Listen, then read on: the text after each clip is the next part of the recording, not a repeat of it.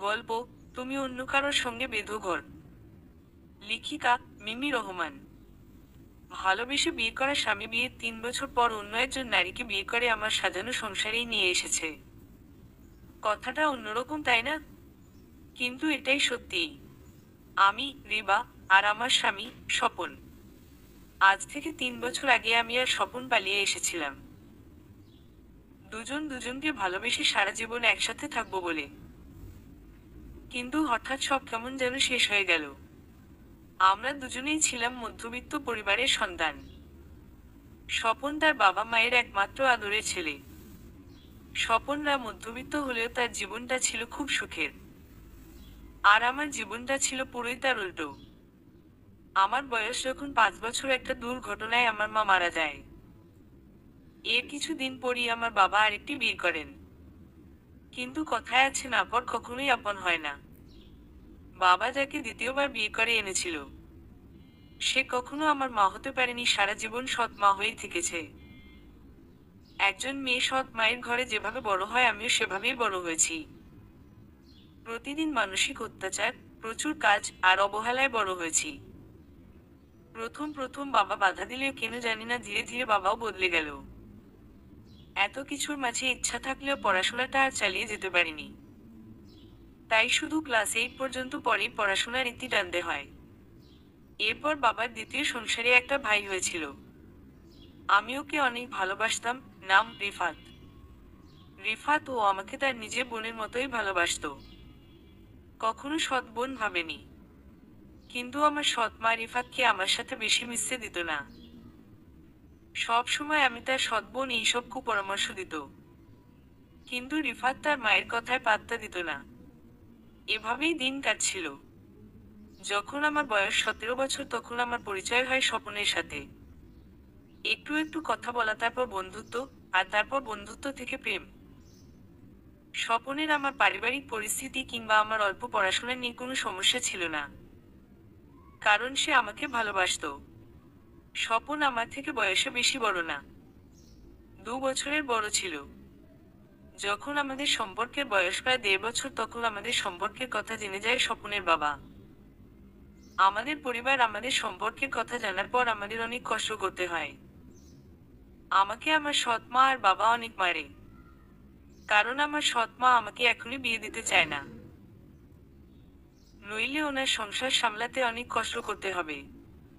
আমি না থাকলে অনেক কাজ করতে হবে, তাই। আর স্বপনের বাবা মা আমাকে মেনে নিবে না, কারণ আমার মা নেই।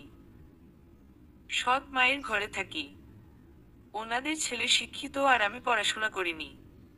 আমাকে ওনার ছেলের সাথে মানে না, তাই। এই সবের জন্য স্বপনকে তার বাবা মা অনেক দিন ঘরে আটকে রেখেছিল। আমাদের অনেক দিন দেখা হয়নি।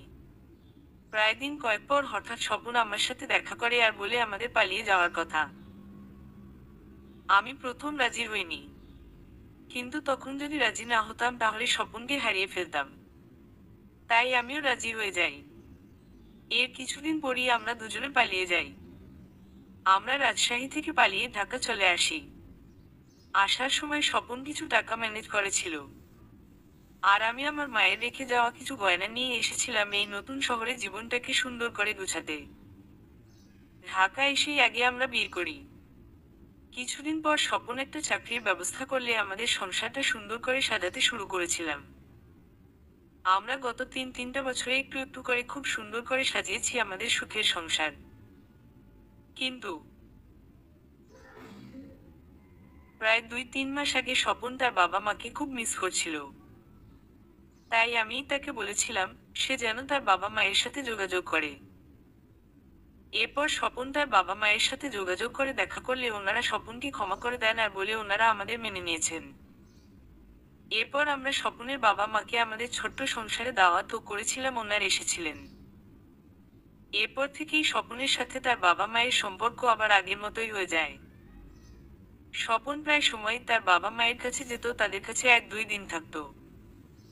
কিন্তু আমি এইটা বুঝতে পেরেছিলাম, স্বপনের বাবা মা মুখে বললেও আমাকে সত্যি ওনারা কখনোই মেনে নেননি। ওনারা আমাকে ওনাদের ছেলের বউ হিসেবে পছন্দ করেন না। তবুও আমি কিছু বলিনি। আমিও আমার বাবা মায়ের সাথে যোগাযোগ করার চেষ্টা করেছিলাম, কিন্তু ওনারা আমাকে অনেক খারাপ খারাপ কথা শুনিয়েছে এবং বলেছে তারা আর আমাকে মেয়ের পরিচয় দিবে না। তাই আমিও আর তাদের সাথে যোগাযোগের চেষ্টা করিনি। কিন্তু রিফাত আমার সাথে যোগাযোগ করেছে আর আমার বাড়িতেও এসে দেখা করে গেছে। এভাবেই কাটছিল আমার জীবন। কিন্তু সবটা পাল্টাতে শুরু করে প্রায় 1-1.5 মাস আগে থেকেই। যখন থেকে স্বপন তার বাবা মায়ের বাড়ি যেত, সেখান থেকে আসার পরই তার ব্যবহারে পরিবর্তন শুরু হয়। সে আমাকে আগের মতো তেমন সময় দিত না, ভালোবাসতো না। সংসারেও তেমন মনোযোগ ছিল না। সারাক্ষণ ফোন হাতে নিয়ে ব্যস্ত থাকতো। আর বেশিরভাগ সময় কাটাতো তার বাবার মায়ের কাছে। ধীরে ধীরে আমার সংসারটা ভাঙতে লাগলো। কিন্তু হঠাৎ এক মুহূর্তেই সব শেষ করে দেয় স্বপন। আজ হঠাৎ পাঞ্জাবি পাজামা পরে সাথে একটা মেয়ে নিয়ে ঘরে এসেছে। সাথে তার বাবা মাও আছে। মেয়েটা একটা লাল রঙের শাড়ি পরে আছে আর স্বপনের হাত ধরে দাঁড়িয়ে আছে। আমি কি বলবো বুঝতে পারছি না। রিবা, স্বপন তুমি এই মেয়েটার হাত ধরে আছো কেন? এই মেয়েটা কে? স্বপন, রিবা ও আমার। রিবা, কি হলো, চুপ করে আছো কেন? বলো কে এই মেয়ে? স্বপনের মা। আমি বলছি, শোনো মেয়ে, ও আমার পছন্দ করা মেয়ে। আমি ওর সাথে আমার স্বপনকে আবার বিয়ে দিয়েছি। রিবা, কি? স্বপন কি বলছেন উনি এইসব? তোমরা মজা করছো তাই না? আমি কথাগুলো বলতে বলতে স্বপনের সামনে গিয়ে স্বপনের হাত ধরে কাঁদাতে কাঁদাতে বললাম, বীরা, স্বপন প্লিজ এমন মজা করো না। আমার ভালো লাগছে না এইসব। তুমি তো আমাকে ভালোবা। আমি কথাটা সম্পূর্ণ করার আগেই পাশে দাঁড়িয়ে থাকা মেয়েটা আমাকে ধাক্কা দিয়ে স্বপনের থেকে দূরে সরিয়ে বলল, এই মেয়ে, তুমি আমার স্বামীর গায়ে হাত কেন দিতেছো? দূরে থাকো ওর থেকে। আমি শুধু অবাক দৃষ্টিতে তাকিয়ে আছি স্বপনের দিকে। তারপর চিৎকার করে কাঁদতে কাঁদতে বললাম, রিবা, কি হলো স্বপন, তুমি কিছু বলছো না কেন? কিছু তো বলো। কি হচ্ছে এসব? স্বপন, রিবা ওর নাম মিতা। আর এইটা সত্যি, আমি বিয়ে করেছি মিতাকে। স্বপনের কথা শুনে আমার হাত পা কাঁপতে শুরু করেছে। হঠাৎ করেই যেন সবকিছু শান্ত হয়ে গেল। চোখে ঘোলা দেখছি। কি করব, কি বলবো, কিছুই বুঝতে পারছি না। মুহূর্তেই আমার শরীর নিস্তেজ হয়ে মাটিতে ঢলে পড়ল। আমি সেখানে মুহূর্তেই জ্ঞান হারাই। এরপর স্বপন তাড়াহুড়ো করে আমাকে উঠিয়ে বিছানায় শুয়ে দিল। চোখে মুখে পানির ছিটা পড়তেই চোখ খুলে উঠে বসলাম। সবকিছু মনে পড়তেই সাথে সাথে স্বপনের শার্টের কলার চেপে ধরে চিৎকার করে কাঁদাতে কাঁদাতে বললাম, রিবা, তুমি কেন এটা করলে স্বপন? কি দোষ ছিল আমার? তুমি তো আমাকে ভালোবাসতে, তাহলে কেন? তুমি তো বলেছিলে তুমি কখনোই আমাকে ছেড়ে যাবে না। তুমি সারা জীবন আমার সাথে থাকবে, শুধু আমাকেই ভালোবাসবে। কেন করলে এটা? স্বপন, স্বপন প্লিজ আমার সাথে এমনটা করো না। আমি থাকতে পারবো না তোমাকে ছাড়া। আমি কি করব? আমার তো এই পৃথিবীতে তুমি ছাড়া আর কেউ নেই। আমি অনেক বেশি পাগলামি করছিলাম আর অনেক কান্নাকাটি করছিলাম। নিজেকে সামলাতে পারছিলাম না। স্বপন, শোনো রিবা, শান্ত হও আর শোনো আমার কথা। আমি তোমাকে ভালোবেসে তোমার সাথে পালিয়ে এসেছিলাম। আর এই সবের জন্য আমার বাবা মাকে আমি অনেক কষ্ট দিয়েছি। সত্যি বলতে বাবা মা তোমাকে মানতে পারছে না। আর এই জন্য তারা অনেক কষ্ট পাচ্ছে। আমি তাদের একমাত্র ছেলে। তাই আমি তাদের কষ্ট দেখতে পারছি না। মিতাকে আমার মা আমার বউ করার জন্য অনেক আগে থেকেই পছন্দ করেছিল। কিন্তু সেটা হয়নি। কিন্তু এত কিছুর পরও মিতা আমাকে বিয়ে করতে রাজি হয়েছে। তাই আমিও আর বাবা মায়ের কথা অমান্য করতে পারিনি। রিবা, মিথ্যে কেন বলছো স্বপন? এইসব বাহানা না দিয়ে সত্যি কথাটাই বলতে পারতে। স্বপন, মানে কি বলছো? কি সত্যি? রিবা, সত্যি এটাই যে তোমার আর আমার প্রতি কোনো আগ্রহ নেই। কারণ আমি তো তোমার মায়ের পছন্দ করা মেয়ের মতো সুন্দর আর শিক্ষিত নই। তাই তোমার আফসোস হচ্ছিল যেন তুমি আমাকে বিয়ে করেছিলে। তাই আজ নিজের ভুলটা শুধরে নিলে, তাই না? এরপর স্বপনের মা স্বপনকে আমার সামনে থেকে সরিয়ে নিয়ে রেগে বলতে লাগলো। স্বপনের মা: হ্যাঁ, এটাই সত্যি। আমার ছেলে আর তোমার সাথে থাকতে চায় না। তোমার কি যোগ্যতা আছে ওর বউ হওয়ার? আমার সহজ সরল ছেলেটাকে ফাঁসিয়ে বিয়ে করেছো। ছেলেটার এইটুকু বয়সে কত কষ্ট করতে হয়েছে তোমাকে বিয়ে করে। এখন আমার ছেলে নিজের ভুল বুঝতে পেরেছে, তাই আমার পছন্দ করা ওর যোগ্য মেয়ের সাথেই বিয়ে দিয়েছি। এরপর থেকে তুমি আর আমার ছেলেকে বিরক্ত করবে না। চল বাবা এখান থেকে। আর থাকতে হবে না তোকে এইখানে। তুই আমার বাড়িতেই আমার কাছেই থাকবি। এই কথা বলেই উনি স্বপনের হাত ধরে টেনে নিয়ে যাচ্ছিলেন। আমি পেছনে থেকে স্বপনের হাত ধরে অশ্রু ভরা কান্না মিশ্রিত কণ্ঠে বললাম, রিবা, স্বপন প্লিজ আমার সাথে এমন করো না। আমি কিভাবে থাকবো তোমাকে ছাড়া? তুমি ছাড়া তো আমার আর কেউই নেই। মিতাও আর কিছুই বলছে না আমাকে। হয়তো তার একটু হলেও মায়া হয়েছে আমাকে এইভাবে কাঁদতে দেখে।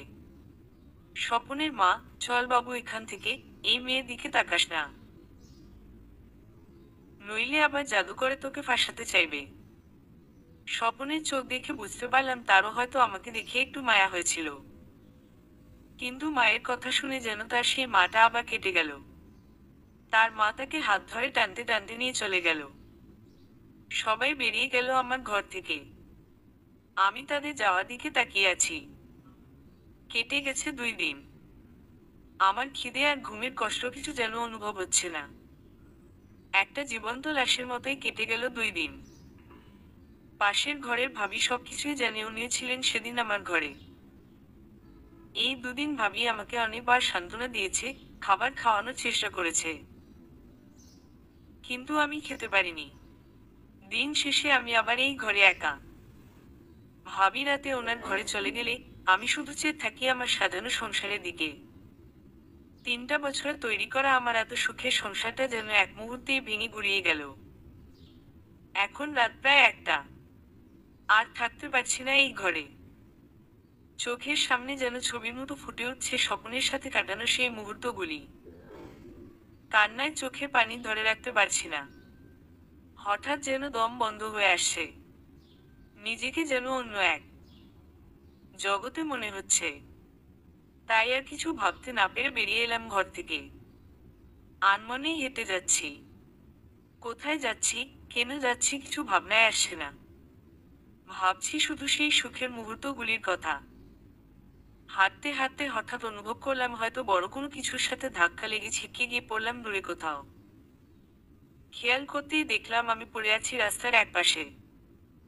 বুঝতে পারলাম সারা শরীরের এক এক জায়গায় প্রচন্ড ব্যথা আর মাথার একদিকে রক্তে ভিজে যাচ্ছে। সব যেন অন্ধকারে মিলিয়ে যাচ্ছে। রাতের অন্ধকারে ঝাপসা চোখে শুধু এইটুকুই দেখলাম এক লোক তাড়াহুড়ো করে দৌড়ে আমার দিকেই আসছে। লোকটি আমার কাছে এসে দাঁড়ালো, কিন্তু মাথা তুলে তার দিকে তাকানোর শক্তি যেন হারিয়ে ফেলেছি। সেখানেই চোখ বন্ধ হয়ে গেল আমার। সারা শরীরের জায়গায় জায়গায় প্রচন্ড ব্যথা অনুভব করলাম। মাথার একদিকে রক্তে ভিজে যাচ্ছে। বুঝতে পারলাম কোনো গাড়ির সাথে ধাক্কা লেগে অ্যাক্সিডেন্ট করেছি। সব যেন অন্ধকারে মিলিয়ে যাচ্ছে। রাতের অন্ধকারে শুধু এইটুকুই দেখলাম এক লোক তাড়াহুড়ো করে দৌড়ে আমার দিকেই আসছে। লোকটি আমার কাছে এসে দাঁড়ালো, কিন্তু মাথা তুলে তার দিকে তাকানোর শক্তি যেন হারিয়ে ফেলেছি। কোনো রকম মাথা তুলে দেখলাম সেদিকে সব ঝাপসা লাগছে, তাই মুখটা দেখতে পারলাম না। সব অন্ধকারে ঢেকে গেল। চোখ খুলে দেখতে পাই কোনো এক হাসপাতালের কেবিনে শুয়ে আছি। আমার মাথায় আর শরীরে কিছু কিছু জায়গায় ব্যান্ডেজ করা। উঠে বসতে যাব তখন একজন নার্স আমাকে লক্ষ্য করে বললেন, নার্স, আরে আরে উঠবেন না, শুয়ে থাকুন, আমি ডাক্তারকে ডেকে আনছি। একটু পর ডাক্তার আমাকে দেখে নার্সকে বললেন, ডাক্তার, ওনার গার্ডিয়ানকে কল করে জানিয়ে দিন পেশেন্টের জ্ঞান ফিরেছে। উনি যেন এসে আমার সাথে দেখা করেন। নার্স: ওকে ডক্টর। ডাক্তার চলে গেলে আমি নার্সকে জিজ্ঞেস করলাম, রিবা, আমি এখানে কেন আর কিভাবে এলাম? কে নিয়ে এসেছে আমাকে? নার্স: আপনার 2 দিন আগে একটা গাড়ির সাথে অ্যাক্সিডেন্ট হয়েছিল, আর যার গাড়ির সাথে ধাক্কা লাগে উনি আপনাকে এখানে এনেছেন। রিবা: কি 2 দিন? নার্স, হ্যাঁ, এই দুদিন আপনার জ্ঞান ছিল না। এখন আপনি রেস্ট নিন। যে আপনাকে এখানে এনেছে আমরা ওনাকে জানানোর ব্যবস্থা করছি। প্রায় ঘন্টা খানিক পর একজন লোক কেবিনে আসলো। আমি ঠিক চিনলাম না। শার্টের সাথে টাই পরা বেশ পরিপাটি লোকটা। মনে হচ্ছে হয়তো কোনো অফিসে চাকরি করে। সুঠাম দেহের অধিকারী, দেখতে মোটামুটি সুদর্শন বলা যায়। বয়স হবে প্রায় 27-28 বছর। লোকটি আমার সামনে এসে বলল, আপনি ঠিক আছেন? আপনার কি কিছু লাগবে আমাকে বলতে পারেন। রিবা, না, ঠিক আছি। আপনি কে? আপনি আমার গাড়ির সামনে চলে এসেছিলেন। অ্যাক্সিডেন্টে আপনার অবস্থা অনেকটাই খারাপ হয়ে গেছিল, তাই আমি আপনাকে এখানে এনেছি। আর আমার নাম রেহান। আপনার নাম? আপনার কি আপনার নাম মনে আছে? রিবা, হ্যাঁ, আমার মনে আছে। আমি রিবা। রেহান, ও তাহলে তো ভালো। আপনার যদি কিছু দরকার হয় তাহলে আমাকে জানাবেন। রিবা, জি, আমি আমার বাড়ি যেতে চা। কথাটা বলার সময় মনে পড়ে গেল স্বপনের কথা। সবটা মনে পড়তেই নিজের কান্না থামিয়ে রাখতে কষ্টই হচ্ছিল। তাই নিজের মুখ চেপে নিজেকে সামলাতে ব্যস্ত হয়ে পড়লাম। রেহান, কি হলো, আপনি কাঁদছেন কেন? ঠিক আছেন আপনি? আপনার কি কোন কষ্ট হচ্ছে বলুন তাহলে। রিবা, না না, আমি ঠিক আছি। আমি শুধু এখান থেকে যেতে চাই। আমি বাড়ি যাব। রেহান, আচ্ছা, আমি ডাক্তারের কাছে যাচ্ছি। আর জেনে আসছি আপনি কবে যেতে পারবেন। এরপর রেহান চলে গেল। কিছুক্ষণ পর ফিরে এসে বলল, রেহান, ডাক্তার বলেছে আপনাকে আরো একদিন থাকতে হবে। রিবা, কিন্তু? রেহান, কোনো কিন্তু বলে লাভ নেই। ডাক্তারের কথা ছাড়া আপনি যেতে পারবেন না। আচ্ছা, আপনি থাকুন, আমার এখন যেতে হবে। আপনার যদি কোনো কিছু দরকার হয় তাহলে আমাকে কল করতে পারেন। কথাটা বলে রেহান একটা কাগজে তার পার্সোনাল নাম্বারটা লিখে বলল, রেহান, এটা আমার নাম্বার। আমি এখন আসি। আপনি কি খাবেন বলুন, আমি এনে দিয়ে যাব। রিবা, না, আমার খিদে নেই। আমি কিছু খাবো না। রেহান কিছু না বলেই চলে গেলে একটু পর আবার কিছু খাবার নিয়ে এলো। রেহান, খাবারগুলি খেয়ে নেবেন। আমি আবার সন্ধ্যার দিকে আসব। সন্ধেবেলা রেহান এসেছে। সাথে আরো একজন এসেছে। এখন কেমন আছো তুমি? রিবা, হ্যাঁ, এখন ঠিক আছি। যাক ভালো, আমি রেহানের মা। ও আমাকে তোমার কথা বলেছে। আজ জিজ্ঞেস করলে জানলাম তোমার নাকি জ্ঞান ফিরেছে, তাই দেখতে এলাম। রিবা, কষ্ট করে আসার জন্য ধন্যবাদ। আমি এখন ঠিক আছি। রেহান, আপনি কাল বাড়ি যেতে পারবেন। আমি আপনাকে কাল দুপুরে আপনার বাড়ি পৌঁছে দিব। রিবা, না না, প্রয়োজন নেই। আপনারা আমার জন্য অনেক কষ্ট করেছেন, তার জন্য অনেক ধন্যবাদ। কাল আবার কষ্ট করে আমার সাথে যেতে হবে না। আমি একাই চলে যেতে পারবো। রেহানের মা, না কেন, তুমি এই অবস্থায় একা কি করে যাবে?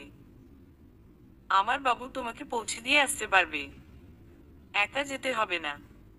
রেহান, মা, তোমাকে কতবার বলেছি বাহিরে থাকলে এই নামে ডাকবে না। মা, কেন, তোর কি সমস্যা? তোকে বাবু বলে ডাকি ভালোবেসে। তুই কি ভাবিস তুই খুব বড় হয়ে গেছিস? তোকে তো আমি বাবু বলেই ডাকবো। তুমি বলো তো মা, আমি কি খারাপ কিছু বলেছি? রেহান, ইসমা, তুমি থামবে এবার। আচ্ছা, বাদ দাও। মিস রিবা, আপনি কি আপনার ফ্যামিলির কারো নাম্বার দিতে পারবেন? তাহলে ওনাদের জানতাম। রিবা, ফ্যামিলি? আমার তো কেউ নেই। আমার কথা শুনে রেহান আর তার মা ব্রু কুঁচকে আমার দিকে তাকালেন। রেহান, ও তাহলে এমন কেউ কি নেই যাকে আপনি জানাবেন, যে আপনার সাথে থাকতে পারবে 2-3 দিন? রিবা, না, এমন তো কেউ নেই যে আমার সাথে থাকবে। কিন্তু আমি একজনের সাথে দেখা করতে চাই। তাকে একটু জানালে ভালো হতো। আমি রেহানাকে একটা নাম্বার দিলে রেহান যোগাযোগ করে তাকে জানালো। রেহান, আমি তাকে জানিয়েছি। সে বলেছে সে আসছে। মনে হলো কোনো বাচ্চা কণ্ঠকে সে। রিবা, ও রিফাত আমার ছোট ভাই। মা, ভাই, সে কি করে? বাবা মা কোথায়? নেই রিবা, বাবা মা আছে। আসলে আমার নিজের মা নেই, খুব ছোট থাকতেই মারা গেছে। সৎ মায়ের কাছে বড় হয়েছি। মা, তখন তুমি ছোট ছিলে তো তোমার ভাই? রিবা, ও আমার সৎ ভাই, তবুও ও আমাকে অনেক ভালোবাসে। আমাকে ওর সৎ বোন ভাবে না, আপন বলতে শুধু ওই আছে আমার। এরপর কিছুক্ষণ কথা বলার পর রেহান তার মাকে গাড়ি করে বাড়ি পাঠিয়ে দিলেন। রিবা, আপনি গেলেন না কেন? রেহান, আপনার ভাই তো ছোট, ও হয়তো একা একা আপনাকে খুঁজে পাবে না তাই। আর তাছাড়া আপনার রাতে খাবারের ব্যবস্থাও তো করে যেতে হবে। রিবা, আপনাকে অনেক ধন্যবাদ। আপনি আমার জন্য আপনার অনেক মূল্যবান সময় নষ্ট করছেন। আর অনেক কষ্ট করতে হচ্ছে আপনাকে। রেহান আর কিছু বলল না। কিছুক্ষণ পর রিফাত আসলে রেহান তাকে আনতে চলে যায়। রিফাত আমাকে এই অবস্থায় দেখে কান্না করে দেয়। এরপর ওকে বুঝিয়ে আমি শান্ত করি। রাতে রিফাত বাবাকে কল করে জানিয়ে দেয় সে দুদিন আমার কাছেই থাকবে। রেহান আমাদের খাবার দিয়ে বাড়ি চলে গেল। পরদিন সকাল সকাল রেহান হাসপাতালে আসে এবং হাসপাতালের সকল বিল পরিশোধ করে আমাকে তার গাড়ি করে বাড়ি নিয়ে আসে। গাড়িতে রিফাত বারবার জিজ্ঞেস করছিল, রিফাত, কিরে আপু, স্বপন ভাইয়া কোথায়? সে কেন আসলো না তোকে দেখতে? তোদের কি ঝগড়া হয়েছে? ওর কথা শুনে আমার কান্না আসছিল, কিন্তু কিছু বলার ছিল না। তাই শুধু রিফাতকে বললাম পরে বলবো। গাড়িতে বসে সারা রাস্তায় আসতে আসতে নীরবে অনেক কান্না করেছি। রেহান হয়তো বুঝেছিল আমার সাথে হয়তো কোনো সিরিয়াস কিছুই হয়েছে, তাই সেও আর কোনো প্রশ্ন করলো না আমাকে। এরপর আমরা আমার বাড়িতে পৌঁছতেই আমাকে দেখে পাশের ঘরের ভাবি ছুটে এলো। ভাবি, এ কি রিবা, কি হয়েছে তোমার? তোমার এই অবস্থা কেন? কোথায় ছিলে এই দুদিন? রিবা, ভাবি আমি ঠিক আছি, চিন্তা করতে হবে না। এরপর আমি আমার ঘরের ভেতর গেলাম। আমার পেছনে রেহান, রিফাত আর ভাবিও ঘরে এলো। আমি ঘরে ঢুকেই চারদিকে তাকালাম। আমার সাজানো শখের সংসার। তখন চোখে পড়ল দেয়ালে টানানো আমার আর স্বপনের কিছু ছবির দিকে। আমি ছবিগুলির সামনে গিয়ে দাঁড়ালাম। কোনো কথা বলছি না, চুপ করে ছবিগুলির উপর হাত দিয়ে স্পর্শ করছি। সকলেই আমাকে এইভাবে চুপ থাকতে দেখে কি বলবে বুঝতে পারছে না। সব মনে পড়ে গেল। রাগে কষ্টে যেন শরীরটা জ্বলে যাচ্ছে। আমি হঠাৎই ছবিগুলি দেয়াল থেকে নামিয়ে পাগলের মতো মাটিতে ছুঁড়ে ছুঁড়ে ভাঙতে লাগলাম। আর খুব জোরে জোরে কান্না করতে লাগলাম। আমার এই ঘটনায় সবাই যেন হতবাক হয়ে গেল। রেহান আর রিফাত আমাকে ধরতে আসলে ভাবি তাদের বাধা দিল। ভাবি, না প্লিজ, ওকে এখন আটকাবেন না, ওকে ওর কষ্টটা একটু কমাতে দিন। জিনিসের ওপর রাগ দেখিয়ে যদি কষ্ট কমে তাহলে ভালো। রাগে দুঃখে পাগলের মতো ঘরে থাকা স্বপন আর আমার সকল ছবি আর প্রিয় জিনিসগুলি একটা একটা করে ভাঙছি। হঠাৎ একটা কাছের সাথে লেগে আমার পাটা কেটে গেলে আমি মাটিতে বসে পড়ি আর খুব চিৎকার করে কাঁদতে থাকি। ভাবি সাথে সাথে এসে আমাকে জড়িয়ে ধরে শান্ত করার চেষ্টা করছে। ভাবি আমাকে জড়িয়ে ধরতেই আমার কান্না যেন আরো বেড়ে গেল। রিফাত আমাকে এভাবে দেখে কান্না করতে শুরু করে। রেহান আমার পা চেপে ধরে বলে, রেহান, অনেকটাই কেটে গেছে। রিফাত, তোমার আপুর পাটা চেপে ধরো, না হলে অনেক রক্ত পড়বে। আমি আসছি। একটু পর রেহান কিছু ওষুধ নিয়ে আসে আর আমার পায়ে ওষুধগুলি লাগিয়ে ব্যান্ডেজ করে দেয়। আমি ভাবিকে জড়িয়ে ধরে কাঁদাতে কাঁদাতে সেখানেই ঘুমিয়ে পড়ি। এরপর রেহান আমাকে কোলে তুলে বিছানায় শুয়ে দেয়। একটু পর ভাবির কাছে আমার এমন ব্যবহারের কারণ জানতে চাইলে ভাবি রিফাত আর রেহানকে সবটা জানায়। এরপর রিফাত দুদিন আমার সাথেই ছিল। রেহান প্রতিদিনই এসে আমাকে দেখে যায়। দুদিন পর রিফাত চলে গেলে কোর্ট থেকে ডিভোর্স পেপার চলে আসে। স্বপন আমাকে একতরফা ডিভোর্স দিয়ে দিয়েছে। আমি ঘরে বসে চিন্তা করছি এখন আমি কি করব। বাবার বাড়িতেও যেতে পারবো না, মা আমাকে বাড়িতে রাখতে রাজি হবে না। আর তাছাড়া বাবার বাড়ি আর স্বপনদের বাড়িও খুব কাছাকাছি। আমি আর ওই মানুষটার সাথে দেখা করতে চাই না, তাই সেখানে যেতে পারবো না। এইসব চিন্তা করতে করতেই আর একটা দিন চলে গেল। পরদিন বিকেলে আমি বসে আছি আর নীরবে কান্না করছি। হঠাৎ দরজায় কেউ কড়া নাড়তেই আমি দরজা খুলে দেখি স্বপন দাঁড়িয়ে আছে। আমি তাকে দেখে চমকে গেলাম। আমি দরজা লাগাতে চাইলে স্বপন দরজা ধাক্কা দিয়ে ঘরে ঢুকে গেল। আমি চিৎকার করে পাশের ঘরের ভাবিকে ডাকলে উনি বেরিয়ে আসেন আর দেখেন স্বপন এসেছে। আমি সাথে সাথে ভাবি পেছনে লুকিয়ে দাঁড়ালাম। ভাবি, এ কি স্বপন ভাই, আপনি এখানে? আপনি তো ওকে ডিভোর্স পেপার পাঠিয়েছেন।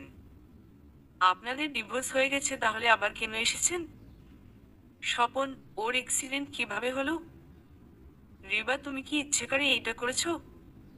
ভাবি, যেভাবেই হোক না কেন আপনি জেনে কি করবেন? আর আবার কেন এসেছেন এখানে? স্বপন, ভাবি আমি ওর সাথে কথা বলবো, ওকে আমার সামনে আসতে বলুন। রিবা, তুমি লুকাচ্ছ কেন, আমার সামনে আসো। রিবা, ভাবি ওনাকে চলে যেতে বলুন। আমি ওনার সাথে কোনো কথা বলবো না। একে দেখলে আমার ঘেন্না লাগছে। স্বপন, রিবা তুমি আমাকে দেখে এমন কেন করছো? আমার সামনে এসো। কিভাবে হলো এইসব? মাথায় এত বড় আঘাত কি করে পেলে? স্বপন ভাবিকে পাশ কাটিয়ে আমাকে ছুঁয়ে দেখতে আমার কাছেই আসছিল।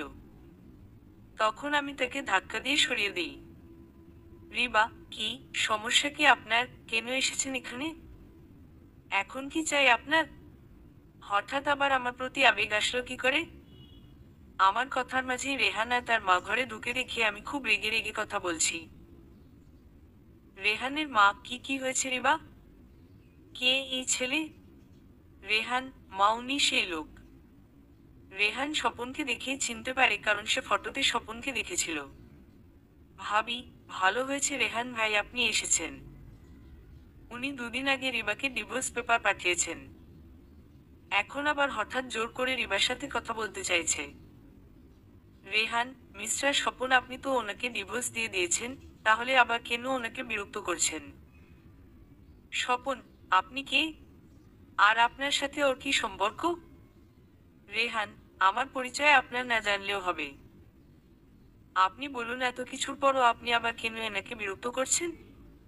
স্বপন, রিবা উনি কে? আর এইখানে কি করে এলো? রেহানের মা, ও আমার ছেলে আর আমি রিবার আন্টি। আর কিছু জানতে হবে তোমার? এখন যাও এখন থেকে। স্বপন, রিবা কি হচ্ছে এসব বুঝলাম না। ওনাদের সাথে আবার তোমার কিসের সম্পর্ক? আমি তো ওনাদের চিনি না। রেহান, মিস্টার স্বপন দেখে তো ভালো ঘরের ছেলেই মনে হয়। তাই বলছি নিজের সীমা ছড়াবেন না। আপনার এখন ওনার সাথে কোনো সম্পর্ক নেই। তাই ওনাকে বিরক্ত করা ছেড়ে দেন, না হলে আমি কিন্তু আপনার নামে পুলিশের কাছে কমপ্লেইন করব। এরপর স্বপন আর কিছু না বলেই সেখান থেকে বেরিয়ে যায়। এরপর সবাই আমাকে শান্ত করে বিছানায় বসায়। রিবা, আমি দুঃখিত আন্টি। আপনি আজ প্রথম আমার ঘরে আসলেন, আর আজই আপনাকে এমন খারাপ পরিস্থিতিতে পড়তে হলো। রেহানের মা, তোমাকে ক্ষমা চাইতে হবে না। আমরা এসেছি এতে তো ভালো হলো। নইলে তো এই বাজে ছেলেটা না জানি তোমাদের একা পেয়ে কি করতো। ভাবি, আপনারা বসুন, আমি আপনাদের জন্য নাস্তার ব্যবস্থা করছি। রেহান, আপনি ঠিক আছেন? আপনার শরীর ভালো তো? রিবা, আমি এখন আগের থেকে অনেকটাই ভালো আছি। আপনাদের অনেক ধন্যবাদ আমাকে এত সাহায্য করার জন্য। রেহানের মা, তো কি ভেবেছ? তুমি তো এখানে একা থাকতে পারবে না। কোথায় যাবে? বাবার কাছে? রিবা, না, বাবার কাছে যেতে পারবো না, মা অনেক রাগারাগি করবে। আর তাছাড়া ওই স্বপনও একই এলাকার প্রতিবেশী, তাই সেখানে যেতে চাই না। কিন্তু আন্টি আপনারা চিন্তা করবেন না, আমি ঠিক নিজের একটা ব্যবস্থা করতে পারবো। রেহানের মা, আমি যদি একটা কথা বলি তাহলে কি রাখবে? রিবা, জি আন্টি বলুন, কেন রাখবো না? আপনারা আমার এত উপকার করলেন, আর আপনার একটা কথা রাখবো না? রেহানের মা, তুমি আমাদের বাড়ি চলো। আজ থেকে তুমি আমাদের সাথে আমাদের বাড়িতেই থাকবে। রিবা, না আন্টি কি বলছেন এসব, এটা কি করে হয়? তাছাড়া আমি জানি একজন মানুষের খরচ মাসে কত টাকা আসতে পারে। তাহলে আমি কেন আপনাদের বাড়িতে থাকবো? আমি ঠিক কিছু একটা করে চলতে পারবো। রেহানের মা, তোমাকে খরচের কথা কে ভাবতে বলেছে? আমার আর কোনো সন্তান নেই। রেহানই আমার একমাত্র ছেলে, তাই তুমি যদি আমাদের সাথে থাকো তাহলে আমার মেয়ের অভাবটা পূরণ হয়ে যাবে। রিবা, আন্টি আমি বুঝতে পারছি, কিন্তু আন্টি তবুও আমি যেতে চাই না। আমি কারোর বোঝা হতে চাই না। আমি নিজেই নিজের উপার্জনের টাকায় থাকবো, কখনো কারো উপর বোঝা হয়ে নয়। রেহানের মা, আচ্ছা তাহলে আমি তোমাকে একটা কাজ দিব, তাহলে হবে? রিবা, আমাকে? কি কাজ? রেহানের মা, এই ছেলে তো সারাদিন অফিসে থাকে আর আমি সারাদিন বাড়িতে একাই থাকি। আর আমার যেহেতু বয়স হচ্ছে, তাহলে তুমি না হয় আমাকে দেখে রাখলে। আমার কি লাগে না লাগে তুমি দেখাশোনা করবে। এর বিনিময়ে না হয় তোমার খাবারের খরচ আমাদের, আর এর বাইরে তোমাকে প্রতি মাসে হাত খরচ হিসেবেও কিছু টাকা দিব। তাহলে হবে তো? রিবা, কিন্তু আন্টি। রেহান, মা যেহেতু এতবার করে বলছে রাজি হয়ে যান। রেহানের কথা শুনে অন্যদিকে তাকালে উনি ইশারায় মাথা নাড়িয়ে হ্যাঁ বলতে বললেন। রিবা, ঠিক আছে। আমার কথায় রেহানের মা খুব খুশি হলেন। পাশের ঘরের ভাবিকে জানালে উনিও খুব খুশি। এরপর ওনারা আমাকে আজকেই নিয়ে যাবে বললেন। তখন আমি আমার প্রয়োজনীয় কিছু জিনিস গুছিয়ে নিলাম। রেহান বলেছেন আমার ঘরের জিনিসগুলি উনি অন্য এক সময় নিয়ে যাবেন। এরপর আমি ওনাদের সাথে রেহনদের বাড়ি গেলাম। বাড়িটা ছিল দোতলা, খুব সুন্দর করে সাজানো সংসার। রেহানের মা আমাকে আমার রুমটা দেখিয়ে বলল, রেহানের মা, এইটা তোমার রুম পছন্দ হয়েছে? আসলে তোমাকে উপরের রুমই দিতাম, কিন্তু আমি নিচে থাকি, হাঁটুর ব্যথা তো তাই। আমি আবার বারবার উপরে যেতে পারবো না, তাই। রিবা, না আন্টি লাগবে না, আমার এই রুম অনেক পছন্দ হয়েছে। রেহানের মা, আচ্ছা রিবা শোনো, আজ থেকে আমাকে আর আন্টি বলে ডাকবে না, আমাকে মা বলে ডাকবে, ঠিক আছে? আমি ওনার কথা শুনে খুশি হয়ে মাথা নাড়িয়ে হ্যাঁ বললাম। মা, ঠিক আছে, তুমি এখন ফ্রেশ হয়ে নাও, আমি আসি। এরপর আমি সারা ঘরটা ভালো করে দেখলাম। না সত্যি রুমটা অনেক সুন্দর করে সাজানো, আমার অনেক পছন্দ হয়েছে। কেটে গেছে প্রায় 2 মাস। মা সত্যি আমাকে অনেক আদর করে, নিজের মেয়ের মতোই যত্ন করে আমার। আমার কখনো মনেই হয় না যে আমি তাদের কেউ নই। তাই আমি মাকে দেখে শুনে রাখি, মায়ের কখন কি লাগে, কখন কোন ঔষধ খায়, এই সব দায়িত্বই এখন আমার। আমি এখন বাড়ির সব কাজ করি, কারণ আমি জানি মা শুধু আমাকে রাজি করানোর জন্যই সেদিন কাজের কথা বলেছিল। কিন্তু সত্যি বলতে মা আমাকে দিয়ে প্রয়োজন ছাড়া কোনো কাজ করায় না। কিন্তু শুধু শুধু বসে বসে ওনাদের খরচ বাড়াতে চায় না, তাই নিজেই গুছিয়ে নিয়েছি নিজের কাজ। তাছাড়া দুজনের সংসার, রেহান আর তার মা, এত কাজের লোকের দরকার হয় না বলে আমি সব কাজের লোকদের কাজ ছাড়িয়ে দিয়েছি। আর এইটুকু কাজ না হয় আমি করলাম। মা আমাকে বকাবকি করলেও আমি শুনি না। এই কদিনেই আমার সাথে রেহান আর মায়ের খুব ভালো একটা সম্পর্ক হয়েছে। বাড়িতে কোনো মেহমান আসলে মা আমাকে তার মেয়ে বলেই পরিচয় দেয়। হঠাৎ করেই আমার জীবনটা এভাবে পাল্টে যাবে ভাবিনি। আজ সকালে আমার নাস্তা বানাতে একটু দেরি হয়ে গেছে। রেহান নিচে এসেছিল নাস্তা করতে, কিন্তু দেরি হচ্ছে দেখে না খেয়েই আবার ঘরে চলে গেছে অফিসে যাওয়ার জন্য রেডি হতে। আমি তাড়াহুড়ো করে মাকে নাস্তা বেড়ে দিয়ে ওনার জন্য নাস্তা ওনার ঘরেই নিয়ে যেতে লাগলাম। মা পেছনে থেকে ডেকে বলল, মা, আরে জুসটা তো রেখে গেলি। আবার পেছনে ফিরে জুসটা হাতে নিয়ে তাড়াহুড়ো করে যেতে গেলে মা বলে, মা, আরে আসতে যা, পড়ে গেলে নাস্তা তো দূরের কথা, দুপুরের খাবারও খাওয়াতে পারবি না। তবুও আমি তাড়াহুড়ো করে দৌড়ে নাস্তা হাতে নিয়ে ভুলে দরজায় নক না করেই ঘরে ঢুকে গেলাম। আমি ভেতরে গিয়ে দেখি রেহান এই মাত্র গোসল করে কোমরে একটা টাওয়াল পেঁচিয়ে বাথরুম থেকে বেরিয়েছে। আমি তাকে দেখেই টাসকি খেয়ে গেলাম। আমার চোখ ছানা বড়া হয়ে গেল। আমি সাথে সাথে পেছনে ঘুরে গেলাম। রিবা, সরি সরি, আমি নক করে আসতে ভুলে গেছি, আমি না হয় পরে আসছি। আমি চলে আসবো তখন উনি তাড়াহুড়ো করে কাপড় পরতে পরতে বলে, রেহান, না, ওখানে ওখানেই দাঁড়াও। 1 মিনিট। হুম, এবার এইদিকে ঘুরতে পারো। রিবা, আপনি কি কাপড় পরেছেন? হুম। আমি পেছনে ঘুরতে রেহান শার্টের বোতাম লাগাতে লাগতে আমার সামনে এসে দাঁড়ায়।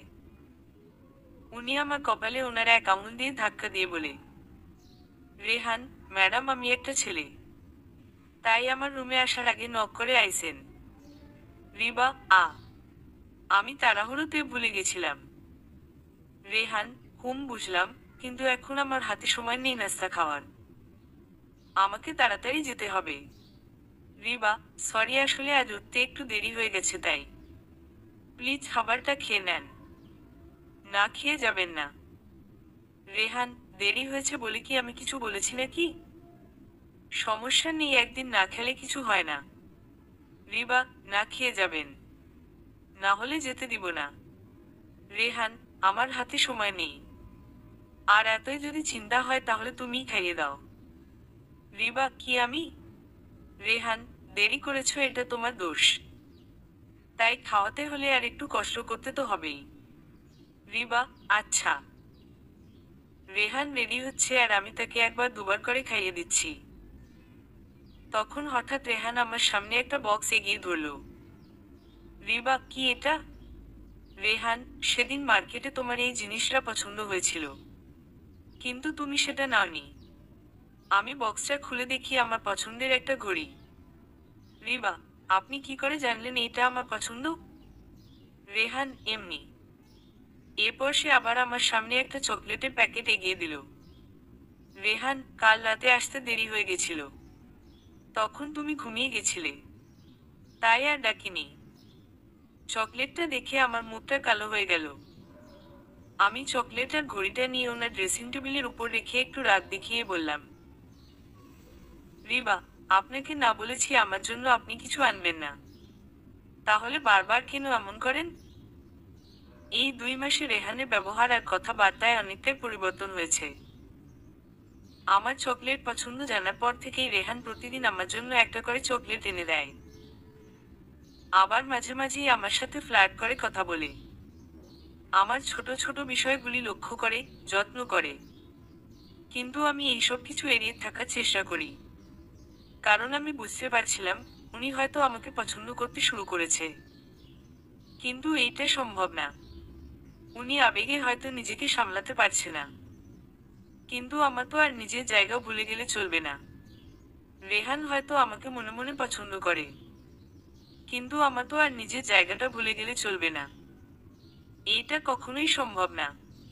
তাই আমি যথাসম্ভব ওনাকে এড়িয়ে চলার চেষ্টা করি, কারণ আমি আর ওনার মায় জড়াতে চাই না। ওনার এমন ব্যবহার, মজার ছলে আমাকে কাছে টেনে নেওয়া, আমার যত্ন করা, এইসবে আমিও ওনার প্রতি দুর্বল হয়ে পড়ছি। তাই আমি এখন ওনার থেকে দূরেই থাকি। এরপর আমি একটু রেগে খাবারের প্লেট নিয়ে চলে আসছিলাম, তখন উনি বললেন, রেহান, আরে রিবা, দাঁড়াও, আমার খাওয়া তো শেষ হয়নি। রিবা, আর খেতে হবে না। 2 দিন পর। মা, কিরে মা, তুই না বললি আমার কোন ওষুধ নাকি শেষ আনতে হবে? তাহলে ওকে নামটা লিখে দে, আসার সময় নিয়ে আসবে। রিবা, ও হ্যাঁ মা, তোমার একটা ওষুধ আনতে হবে তো। আচ্ছা, আমি নাম লিখে দিচ্ছি। রেহান, না মা, আমার আজ আসতে একটু দেরি হবে। রিবাকেই আনতে হবে। মা, ও কি একা যাবে নাকি? না না, দরকার নেই, ওকে একা পাঠাবো না। রেহান, আরে না, আমি তো যাওয়ার সময় ওকে সাথে নিয়ে যেতে পারবো, ওষুধ কিনে আবার বাড়ির সামনে নামিয়ে দিব। মা, আচ্ছা তাহলে ঠিক আছে। রিবা, না না মা, ঠিক আছে, আমি একাই যেতে পারবো, ওনাকে যেতে হবে না। মা, কেন, তুই একা কেন যাবি? তোকে একা যেতে হবে না, রেহানের সাথেই যা। রিবা, কিন্তু মা।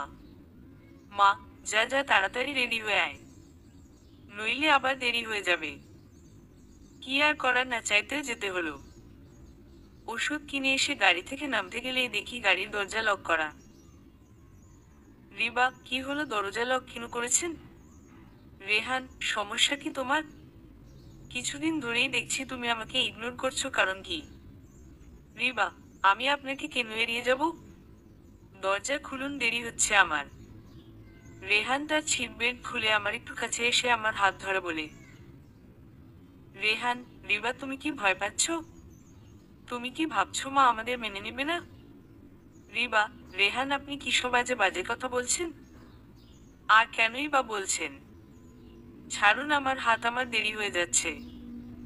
রেহান, এখনো স্বীকার করাতে পারলাম না বলেই বলতে পারছো। যেদিন স্বীকার করবে না, সেদিন এই সব কিছু শোধ তুলে নিব। এরপর আমি আর কিছু না বলেই ভেতরে চলে যাই। কিছুদিন পর ভাবি আমার সাথে দেখা করতে আসে। আমি আগে যেখানে থাকতাম সেই পাশের ঘরের ভাবি। ওনাকে দেখে একটু অস্বাভাবিক লাগলে জানতে চাইলাম। তখন ভাবি বলল ওনার স্বামী নাকি একটা অ্যাক্সিডেন্ট হয়েছে, তাই ওনাদের অবস্থা বেশি ভালো না।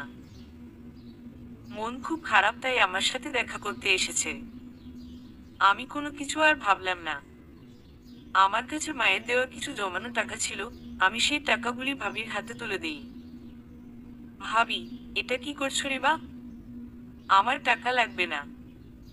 রিবা, ভাবি আপনি এই টাকাগুলি রাখুন, মনে করবেন আপনার বোন আপনাকে দয়া নয়, আপনার নিজের পাওনা পরিশোধ করছে। আপনি আমার জীবনের সব থেকে খারাপ সময়ে আমার পাশে ছিলেন। আপনি আমার জন্য যা করেছেন, আমার নিজের আপন বোনও হয়তো এতটা করতো না। তাই অনুরোধ করছি, আপনি আমাকে আমার কর্তব্যটা পালন করতে দিন। আপনি এইটা রাখুন। এরপর ভাবির সাথে কিছুক্ষণ কথা বলে তাকে বিদায় দিলাম। সন্ধেবেলা হঠাৎ রিফাত কল করে কাঁদছে। On call. রিবা, কিরে কি হয়েছে ভাই? তুই কাঁদছিস কেন? তুই ঠিক আছিস তো? রিফাত, আপু আব্বু খুব অসুস্থ। তুই আয় না, আমার খুব ভয় করছে। রিবা, আচ্ছা ভাই ভয় পাস না, আমি আসছি। আমি এক্ষুনি আসছি। End call. মা, কিরে রিবা কি হয়েছে? আমার কান্না আসছে, তাই রেহান আমাকে শান্ত করে সোফায় বসিয়ে বলল। রেহান, রিবা। রিবা শান্ত হও।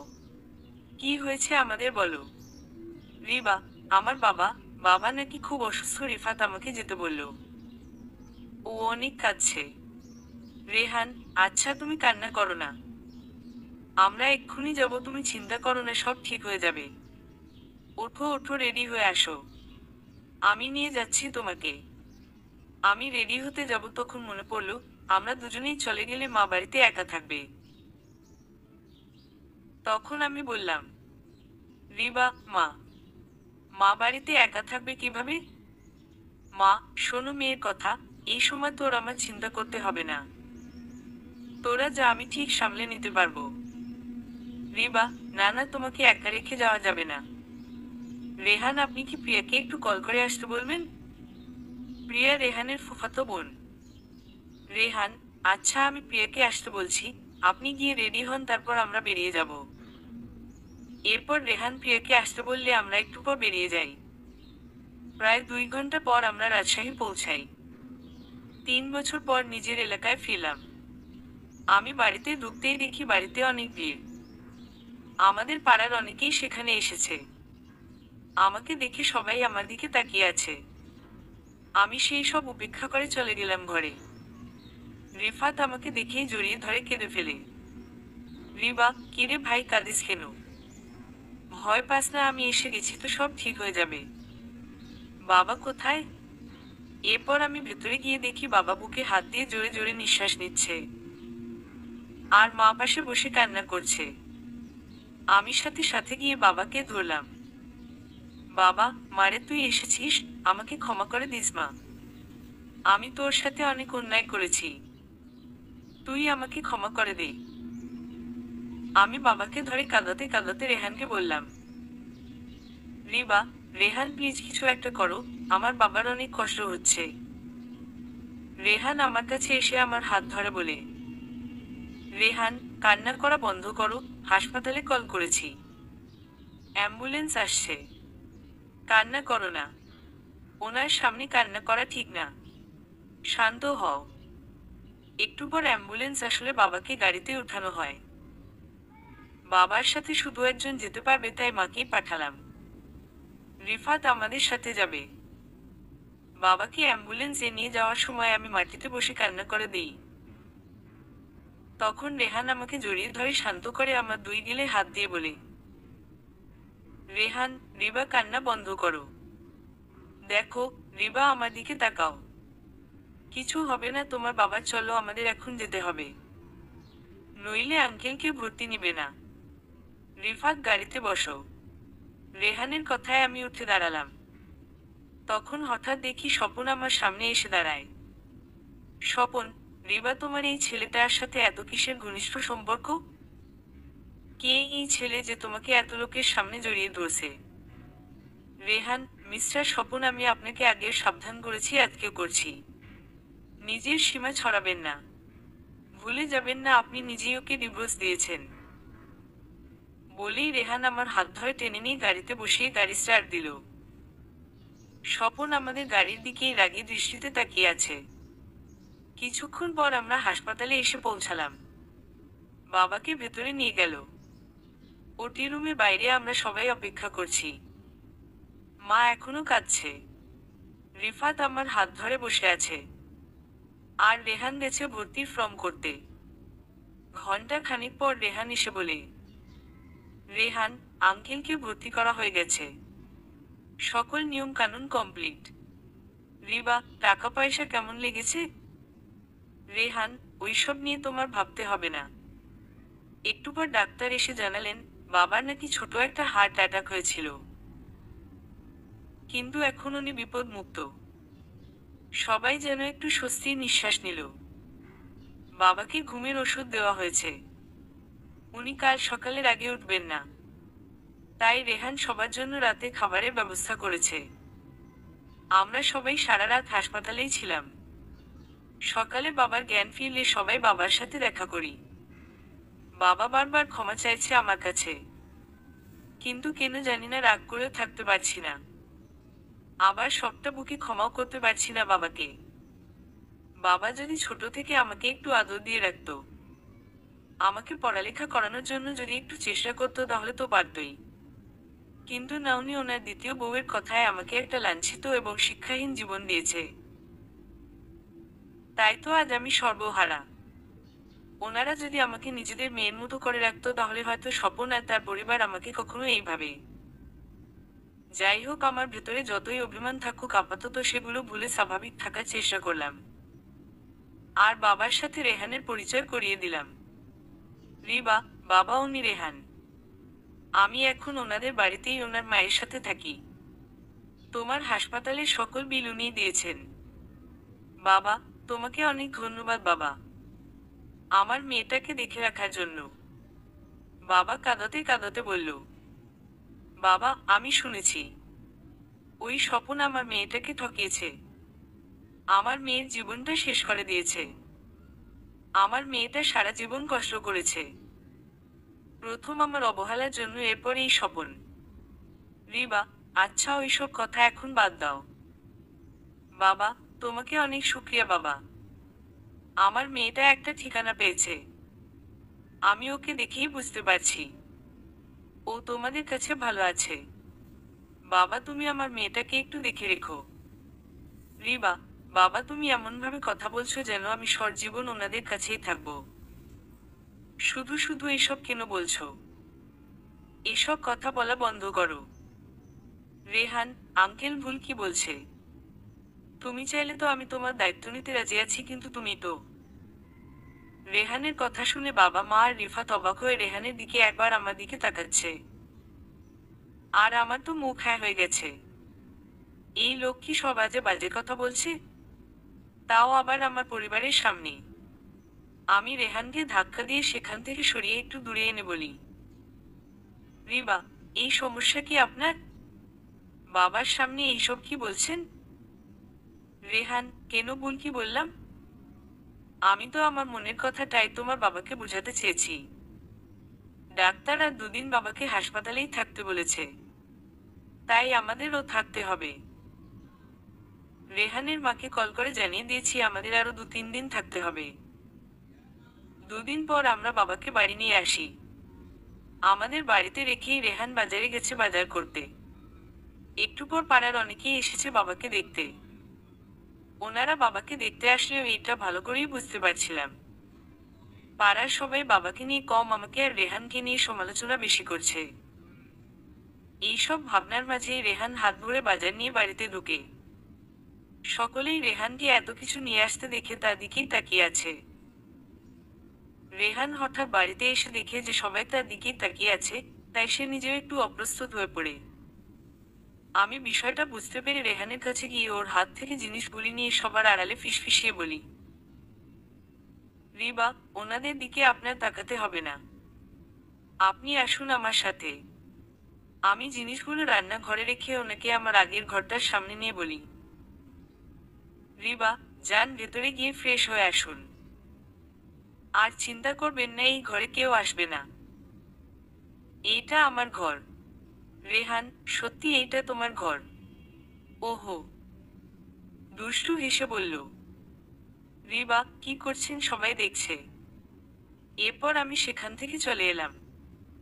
এরপর আমি দুপুরে রান্না করছিলাম আর সবাই বসার কক্ষে বসে বাবা মায়ের সাথে কথা বলছিল। তখনই এলাকার কিছু লোক আমার বাবাকে জিজ্ঞেস করলো, কি গো রিবার বাবা, ওই ছেলেটাকে যে সারাক্ষণ শুধু আপনার মেয়ের সাথে লেগে থাকে? হ্যাঁ গো, ঠিকই বলেছ, ছেলেটা সারাক্ষণ শুধু রিবার সাথে গা ঘেঁষিয়ে কথা বলে। রিবাও তো তাই, দেখলে না কিভাবে সরিয়ে নিয়ে গেল ছেলেটাকে। ছেলেটাটা দেখতে তো বেশ ভালোই, মনে তো হয় ভালো ঘরের ছেলে, আবার নিজের গাড়িও আছে। দেখলে না কেমন বাড়ির জামাইদের মতো হাত ভরে বাজার করে আনলো। আমরা তো শুনেছিলাম মাসখানেক আগে নাকি স্বপন রিবারে ঠকায় ওর মায়ের কথায় অন্য এক মেয়েকে বিয়ে করছে। তারপর থেকেই নাকি রিবার আর কোনো খবর নেয় নাই। তো রিবা এতদিন কোথায় ছিল? এই ছেলের লগে নাকি? কে এই ছেলে? বীর আবার বিয়ে টিয়ে করছে নাকি? বাবা, না তেমন কিছু না। রিবা তো রেহানের মায়ের সাথে থাকে। তাদের কথার মাঝেই রেহান ফ্রেশ হয়ে ঘর থেকে বেরিয়ে এলো। রেহান সবার কথাই শুনেছে। তখন সে পেছনে থেকে বলল, রেহান জি, আমার পরিচয়টা না হয় আমি দেই, তাহলে হয়তো আপনাদের বুঝতে সুবিধা হবে। আমি রেহান। আর রিবা এবং আমার সম্পর্ক? রিবা আমার হবু বউ, ওর সাথে আমার বিয়ে ঠিক হয়েছে। আর এখন রিবা আমাদের বাড়িতেই আমার মায়ের সাথে থাকে। রেহানের কথা শুনে সবাই অবাক। আর আমি তো যেন দাঁড়িয়ে থেকেই 420 পাওয়ারের শট খেলাম। আমার চোখ খুলে যেন হাতে এসে পড়বে। এ কি বলছে উনি? তুমি আর তোমার পরিবার কি রিবার সম্পর্কে সব জানো? ও তো। রেহান, হ্যাঁ জানি। আমার পরিবার বলতে শুধু আমার মাই আছে। আর উনি রিবাকে নিজের মেয়ের মতোই ভালোবাসে। তাই রিবার অতীত নিয়ে আমাদের কোনো সমস্যা নেই। কারণ রিবার সাথে যা হয়েছে এতে ওর কোনো দোষ নেই।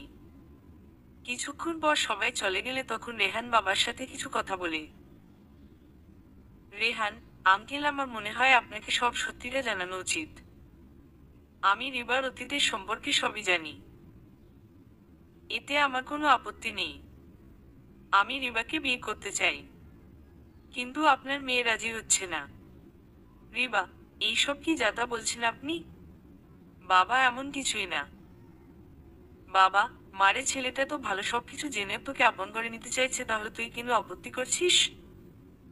রিবা, বাবা ঘুমিয়ে স্বপ্ন দেখা মানায়, কিন্তু জেগে থেকে স্বপ্ন দেখাটা বোকামো। তুমি ওনার কথায় পাত্তা দিও না। রেহান, আঙ্কেল প্লিজ আপনার মেয়েকে একটু বোঝান। ও শুধু শুধু ভয় পাচ্ছে। ও যা ভাবে তেমন কিছুই হবে না। আমার মা ওকে অনেক ভালোবাসে। আমার মা ওকে ঠিক মেনে নেবে। রিবা, রেহান, আমি আপনাকে চুপ থাকতে বলেছি, নইলে কিন্তু আমি। রেহান, কি করবে? রিবা, আমি আর ফিরে যাব না আপনার সাথে। আমি এখানেই থাকবো, আর কখনোই যাব না আপনার বাড়ি।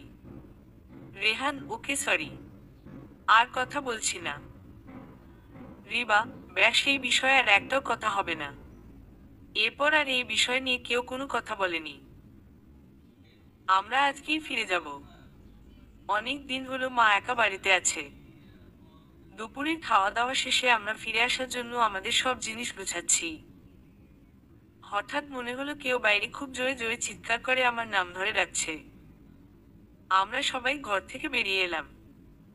স্বপন দাঁড়িয়ে আছে বাড়ির উঠোনে। দেখে মনে হচ্ছে অনেক রেগে আছে। আশেপাশে বাড়ির লোকও জড়ো হয়ে গেছে। স্বপন রেগে তেড়ে এসে রেহানের গালে একটা ঘুষি মারে। এমন হঠাৎ আক্রমণে রেহান তাল সামলাতে না পেরে মাটিতে পড়ে যায়। আমি সাথে সাথে রেহানের কাছে যাই। রিবা, আপনি ঠিক আছেন? স্বপন, তুই নাকি এই ছেলেটাকে বিয়ে করবি? বলেই স্বপন আমার কাছে এসে আমার হাত শক্ত করে ধরে আমাকে উঠিয়ে দাঁড় করাই। আমি ব্যথায় ককিয়ে উঠি। রেহান রেগের সাথে সাথেই উঠে স্বপনের হাত থেকে আমার হাত ছাড়িয়ে স্বপনের গালে একটা ঘুষি মারে। রেহান রাগে গজগজ করছে। স্বপন উঠে দাঁড়ায় আর বলে, স্বপন, রিবা তোমার নাকি এই ছেলের সাথে বিয়ে ঠিক হয়েছে, এটা কি সত্যি? এত সহজেই মাত্র এই কয় মাসেই আমাকে বলে গেলে? কথা বলার সময় স্বপন আমার দিকে এগিয়ে আসছিল। তখন রেহান তাকে আটকে স্বপনের গালে কয়েকটা থাপ্পড় মারে। রেহান, তোর সাহস হয় কি করে ওর গায়ে হাত দেয়? তুই আমার সামনেই ওকে মারার সাহস দেখাস? কথাগুলো বলতে বলতেই রেহান স্বপনকে বেধড়ক মার মারছিল। তখন পাড়ার সবাই মিলে স্বপনকে বাঁচাতে রেহানকে সরিয়ে আনি। রিবা, রেহান শান্ত হন। অনেক মেরেছেন, ব্যাস আর মারতে হবে না। দেখুন আমার দিকে। আমি ঠিক আছি। ঠিক আছি আমি। এরপর আমি স্বপনের সামনে গিয়ে সজোরে তাকে একটা থাপ্পড় মারি। রিবা, তোর লজ্জা করে না আমার সামনে আসতে? 3টা বছর সংসার করার পর আমাকে ঠকিয়ে আরেকটা বিয়ে করেছিস। আবার আমাকেই জিজ্ঞেস করছিস এত সহজে কি করে ভুলে গেলাম তোকে? এখন কেন আবার আমার জীবনে এসেছিস? তোর মায়ের কথায় বিয়ে করেছিস, সংসার না করে আবার আমার পিছিয়ে কেন লেগে আছিস? স্বপন, সরি, আমি আমার ভুল বুঝতে পেরেছি। প্লিজ আমাকে ক্ষমা করে দাও। আমি এখনো তোমাকেই ভালোবাসি। স্বপনের কথা শুনে রেহান রেগে আবার তাকে মারতে গেলে রেহানকে সবাই শান্ত হতে বলে। তখন সেখানে স্বপনের মা বাবা আর তার বউ আসে। তারা দেখে স্বপন মাটিতে বসে আছে। তখন এলাকার সবাই স্বপন আর তার পরিবারকে অনেক রকম কথা শোনায়। একটু পর স্বপনকে সেখান থেকে নিয়ে যায় ওনারা। আমি রেহানকে আমার ঘরে এনে বিছানায় বসাই। রেহানের ঠোঁটের এক কোণে অনেকটাই কেটে গেছে। রিবা, দেখি কতটুকু কেটেছে। অনেকটাই কেটেছে। ওষুধ লাগাতে হবে। রেহান এখনো রেগে আছে। আমি ওষুধ লাগাতে বললাম। রিবা, কি হয়েছে, মেরেছেন তো? আপনাকে একবার মেরেছে আর আপনি তো ওকে মেরে মুখের নকশায় পাল্টে দিছেন। এত মেরেও রাগ কমেনি? রেহান, ও আমার সামনে তোমার গায়ে হাত দিয়েছে, তুমি শান্ত হতে বলছো? রেগে চিৎকার করে বলল কথাটা। রিবা, এখন আবার আমার উপর রাগ দেখাচ্ছেন কেন? আমি কি করলাম? রেগে চিৎকার করে। আমি রাগ দেখাতেই রেহানের রাগ যেন মুহূর্তেই গায়েব হয়ে গেল। এরপর আমি ইচ্ছে করে একটু জোরে তার কেটে যাওয়া ঠোঁটে ওষুধ লাগিয়ে চাপ দেই।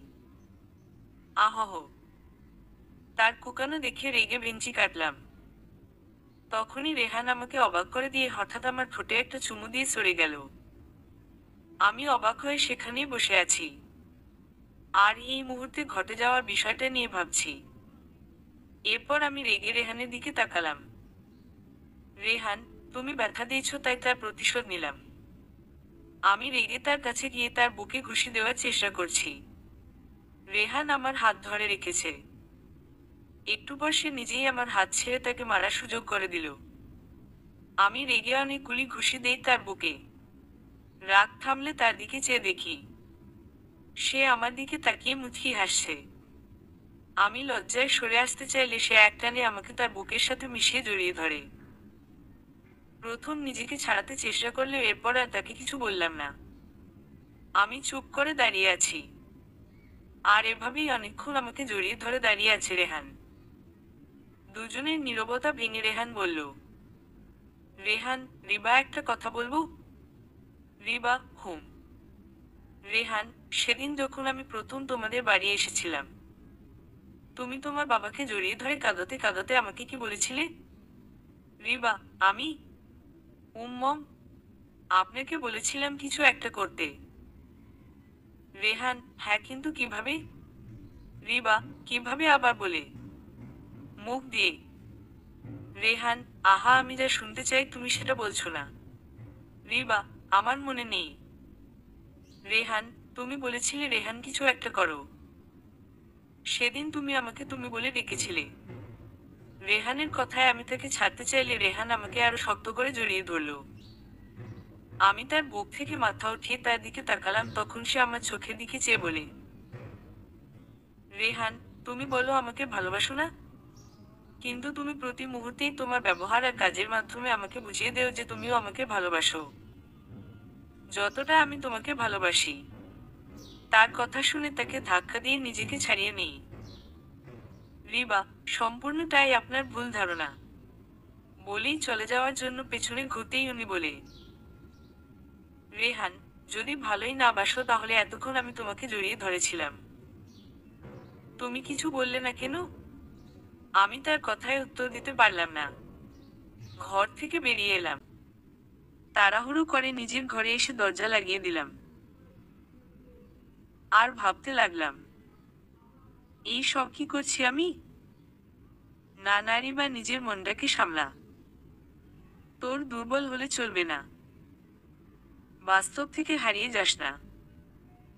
তোকে কিছুতেই ভুলে গেলে চলবে না যে তুই ওনার যোগ্য নুস। ওনার মতো এত ভালো এবং যোগ্য একজন মানুষের সাথে তোকে কখনোই মানায় না। ভালোবাসা সমানে সমানে হয়। আর তুই তার যোগ্য না। এইসব ভাবতে ভাবতে চোখ থেকে দুফোঁটা জল গড়িয়ে পড়ল। চোখে জল মুছে নিজেকে শক্ত করে জোরে জোরে নিঃশ্বাস নিলাম। চেষ্টা করছি স্বাভাবিক হওয়ার। এর মাঝেই আমার ডাক আসলো। রিফাত আপু, রেহান ভাইয়া তোকে তাড়াতাড়ি রেডি হতে বলেছে, না হলে দেরি হয়ে যাবে। এরপর আমরা রেডি হয়ে এসে বাবা মা আর রিফাতের কাছ থেকে বিদায় নিয়ে নিলাম। আমি এই কদিন মায়ের সাথে প্রয়োজন ছাড়া কোনো কথা বলিনি। উনি কথা বলতে চেয়েছেন, কিন্তু হয়তো কোনো এক কারণে আমার সাথে উনিও বেশি কথা বলেননি। আসার সময় রেহান বাবা মায়ের হাতে কিছু টাকা দিয়ে এসেছেন। আর রিফাতের স্কুল ফিটাও ওকে দিয়েছে। আমরা গাড়ি করে যাওয়ার সময় হঠাৎ বাহিরের দিকে চোখ পড়তেই দেখলাম স্বপন রাস্তার একপাশে দাঁড়িয়ে আমাদের গাড়ির দিকে তাকিয়ে আছে। আমি চমকে উঠলাম। ভয় ছিলাম রেহান দেখলে যদি আবার রেগে যায়। তাই রেহানের দিকে তাকালাম। না, উনি স্বাভাবিক আছেন। তার মানে উনি স্বপনকে দেখেননি। তাই আমিও আর বললাম না। বাড়িতে পৌঁছে দেখি মা ড্রয়িং রুমে বসে প্রিয়ার সাথে কথা বলছে আর নারকেল নাড়ু বানাচ্ছে। রিবা, মা তুমি এই সময় এইগুলি কি করছো? রাখো এইগুলি। মা, ও এসে গেছিস? না না রাখো, বেশি সময় লাগবে না, হয়ে গেছে। রিবা, বললাম তো রাখো। হাত ধুয়ে আসো, আমি ফ্রেশ হয়ে বানিয়ে দিচ্ছি, ওঠো। প্রিয়া, কেমন আছো তুমি? প্রিয়া, হ্যাঁ ভাবি ভা। ও সরি রিবা আপু। হ্যাঁ আমি ভালোই আছি। প্রিয়ার মুখে হঠাৎ ভাবি ডাক শুনে আমি একটু অবাক হলাম। তখন প্রিয়ার দিকে তাকাতেই দেখি ও রেহানের মুখের দিকে চেয়ে আছে। আর ওরা দুজনেই ইশারায় একে অপরকে কিছু বোঝাতে চাইছে। আমার চাহনি দেখে দুজনেই স্বাভাবিক থাকার ভাব করে মুখ ঘুরিয়ে নিল। রেহান, আমি ফ্রেশ হয়ে আসছি। প্রিয়া, হ্যাঁ হ্যাঁ আমি দেখি ফুপি কি করে। দুজনেই তাড়াহুড়ো করে চলে গেল। আমি বিষয়টা ভালো করেই বুঝে গেছি। তাই আর কিছু না বলে আমি ফ্রেশ হতে চলে গেলাম। রাতে খাবার টেবিলে সবাই খাবার খাচ্ছি আর অনেক রকম কথা বলছি। মা, কিরে রেহান, তুই আমাকে সাফ সাফ একটা কথা বলবি? আজ কতগুলি দিন হলো আমি তোকে বিয়ের কথা বলছি, তুই রাজি হচ্ছিস না কেন? বয়স তো কম হলো না। 28 বছর শেষ হতে চললো আর এখনো বিয়ে নিয়ে কোনো চিন্তাই করছিস না? রেহান, আমার বিয়ে? মা, তো কার বিয়ে? তুই ছাড়া আমার আর কয়টা ছেলে আছে যে তাদের বলবো? কত মেয়ে দেখাতে চাইলাম কিন্তু একবার দেখতেও চাইলি না। কবে করবি বিয়ে? আমি না থাকলে? রেহান, আহা মাকিয়ে বলো, আচ্ছা যাও, তুমি থাকতেই তোমার ইচ্ছে পূরণ করব। তুমি চাইলে মেয়ে দেখতে পারো। আমি বিয়ে করতে রাজি। রেহানের কথা শুনে মা যেন খুশিতে লাফাতে লাগলো। মা, কি সত্যি? আচ্ছা, তুই চিন্তা করিস না, তোর জন্য খুব সুন্দর বউ খুঁজে বের করব। রেহান, সুন্দর বউ লাগবে না, আমার পছন্দ করা মেয়ে এনে দিলেই হবে। আমার দিকে তাকিয়ে বলল কথাটা রেহান।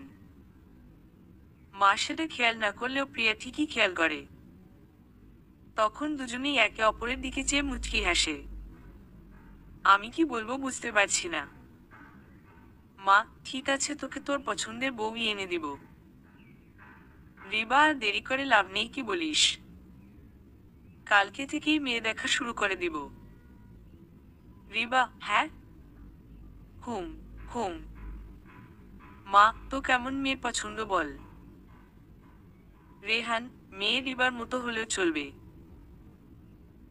রেহানের কথা শুনে আমি বড়সড় একটা বিষম খেলাম। কাশতে কাশতে আমি শেষ। সবাই আমাকে পানি এগিয়ে দিল, পানি খাওয়াতে কাশিটা কমলো। মা, আসতে খেতে পারিস না? সাবধানে খা। রেহান, হ্যাঁ, আমি কি যেন বলছিলাম? ও, বলছি মেয়ে রিবার মতো লম্বা হলে চলবে। আর গায়ের রং? রিবার গায়ের রং ও বেশি খারাপ না, ভালোই। আমার আবার এত বেশি সুন্দর পছন্দ না। তোমাকে নিজের মায়ের মতো ভালোবাসবে, আর হ্যাঁ, রান্নায় ভালো হতে হবে। প্রিয়া, রিবা আপুর রান্নাও খুব ভালো, তাই না ফুপি? মা, হ্যাঁ, এটা ঠিক বলেছিস। এই কদিন ওর রান্না অনেক মিস করেছি। ওরা দুজনে বারবার মায়ের সামনে মেয়ে দেখার বাহানা করে আমার নাম নিচ্ছে। রেহান আর প্রিয়া দুজন মিলে আছে। আমি এটাও ভালোই বুঝতে পারছিলাম, কিন্তু আমি ওদের এইসব কাজ এড়িয়ে যাই, কারণ আমার ওদের সাথে তাল মেলালে চলবে না। এরপর কেটে গেছে 1 মাস। এই 1 মাসে মা রেহানের জন্য অনেক মেয়ে দেখেছে, কিন্তু রেহান বারবার পছন্দ হচ্ছে না বলে এড়িয়ে যায়, আর মাকে বারবার আমাকে নিয়ে ইঙ্গিত দেয়। এইসব নিয়ে কিছুদিন আগে আমার রেহানের সাথে অনেক ঝগড়া হয়েছে। আমি চাই না এত বছর পর মায়ের ভালোবাসা পেয়ে আর সেটা হারাতে। মা যদি জানতে পারে এমন কিছু, তাহলে হয়তো উনি আমাকে ওনার থেকে দূরে সরিয়ে দিবে। রেহান কিছু দিন ধরে অনেক বেশি পাগলামো করছে। উনি আমার কথা বুঝতেই চাইছে না, তাই আমি রেহানের সাথে এখন আর কথা বলি না। ওনার থেকে দূরে দূরেই থাকি। প্রয়োজন না হলে ওনার সামনেও যাই না। রাতের সব কাজ শেষ করে ঘুমানোর জন্য ঘরে গিয়ে দরজা লাগাবো, তখনই হঠাৎ রেহান দরজা ধাক্কা দিয়ে আমার ঘরে ঢুকে গেল। রিবা, কি হয়েছে? কিছু লাগবে? রেহান, আমাকে এইভাবে এড়িয়ে যাওয়ার কারণটা কি জানতে পারি? রিবা, কি বলছেন? আমি আবার কখন আপনাকে? রেহান, বুঝে না বুঝার ভান কেন করছো? আমার সাথে কথা বলো না, দূরে দূরে থাকো। কথা বলতে চাইলেও কাজে বাহানা দিয়ে চলে যাও। কেন? রিবা, আপনি তো কারণটা জানেন, তাহলে কেন বারবার জিজ্ঞেস করছেন? আচমকা রেহান আমাকে জড়িয়ে ধরল। রেহান, জানি বলেই তো সমস্যাটা সমাধান করতে চাইছি। তুমি একটা বার আমাকে সুযোগ দাও, আমি সবকিছু সামলে নিব। আমি রেগে রেহানকে ধাক্কা দিয়ে চেঁচিয়ে বললাম। রিবা, দূরে থাকুন আমার থেকে। সমস্যা কি আপনার? আমি বারবার আপনাকে ফিরিয়ে দিচ্ছি, তবুও কি আপনি বুঝতে পারছেন না যে আমি আপনাকে ভালোবাসি না? আর ভালো লাগছে না আপনার এইসব পাগলামি। রেহান, আপনি কেন আমাকে আপনার জীবনের সাথে জড়িয়ে নিজের জীবনটা নষ্ট করতে চাইছেন? আপনি ভাবেন আমি আপনাকে পছন্দ করি। এমন কিছুই না। এইটা আপনার ভুল ধারণা। রেহান, তুমি আমাকে ভালোবাসো না? রিবা, আর কতবার বলবো? না না, আমি পছন্দ করি না আপনাকে। রেহান, তাহলে আমি যদি অন্য কাউকে বিয়ে করি তোমার কষ্ট হবে না? রিবা, না। আমি কিছুক্ষণ চুপ থেকে উত্তরটা দিলাম। আমার কথায় রেহান অনেক রেগে গেল। আর পাশে থাকা টেবিলের উপর কাচের ফুলদানিটা হাতে নিয়ে সজোরে ছুঁড়ে মারল দেয়ালে, এবং রেগে ঘর থেকে বেরিয়ে গেল। পরদিন অনেক সকাল সকাল নিচে চলে এলাম। সারা রাত জেগেছিলাম, ঘুমোতে পারিনি। নিচে এসে দেখি মা ড্রয়িং রুমে বসে আছে। রিবা, কি হলো মা, তুমি আজ এত সকালে এখানে? মা, কি হয়েছে? তোর চোখ মুখ এমন ফুলে আছে কেন? তুই কি কান্না করেছিস? রিবা, না, আমি কান্না করব কেন? মাত্র ঘুম থেকে উঠলাম তাই। এরপর আমি সকালে নাস্তা বানাতে চলে গেলাম। রেহানের নিচে আসার সময় পার হয়ে গেল, আজ সে নিচে আসেনি। একটু পর রেহান নিচে তো নামে, কিন্তু নাস্তা না করেই মাকে বলে বেরিয়ে যাচ্ছিল। মা, কিরে, নাস্তা করে যাবি না? রেহান, না, বাইরে করে নিব। এইটা বলেই চলে যাচ্ছিল, কিন্তু আবার পেছনে ফিরে মাকে বলল, রেহান, মা, তুমি না বলেছিলে কবে যেন মেয়ে দেখতে যেতে হবে? তাহলে সময় করে আমাকে জানিও কবে যাবে। আমি রেডি থাকবো। এই কথা বলেই চলে গেল। আজ একবারও আমার দিকে তাকালো না রেহান। তার হঠাৎ এমন ব্যবহারে মনটা খারাপ হয়ে গেল। খুব কান্না পাচ্ছে। 1 সপ্তাহ পর। রেহান আর এখন আমার সাথে কথা বলে না। আমার সামনেও বেশি আসে না। আর মাও কেমন যেন কিছুদিন ধরেই অনেক চুপচাপ। কেন বুঝতে পারছি না। নিজেকে অনেক একা লাগছে। আজ রেহান আর মা বিয়ের জন্য মেয়ে দেখতে গেছে।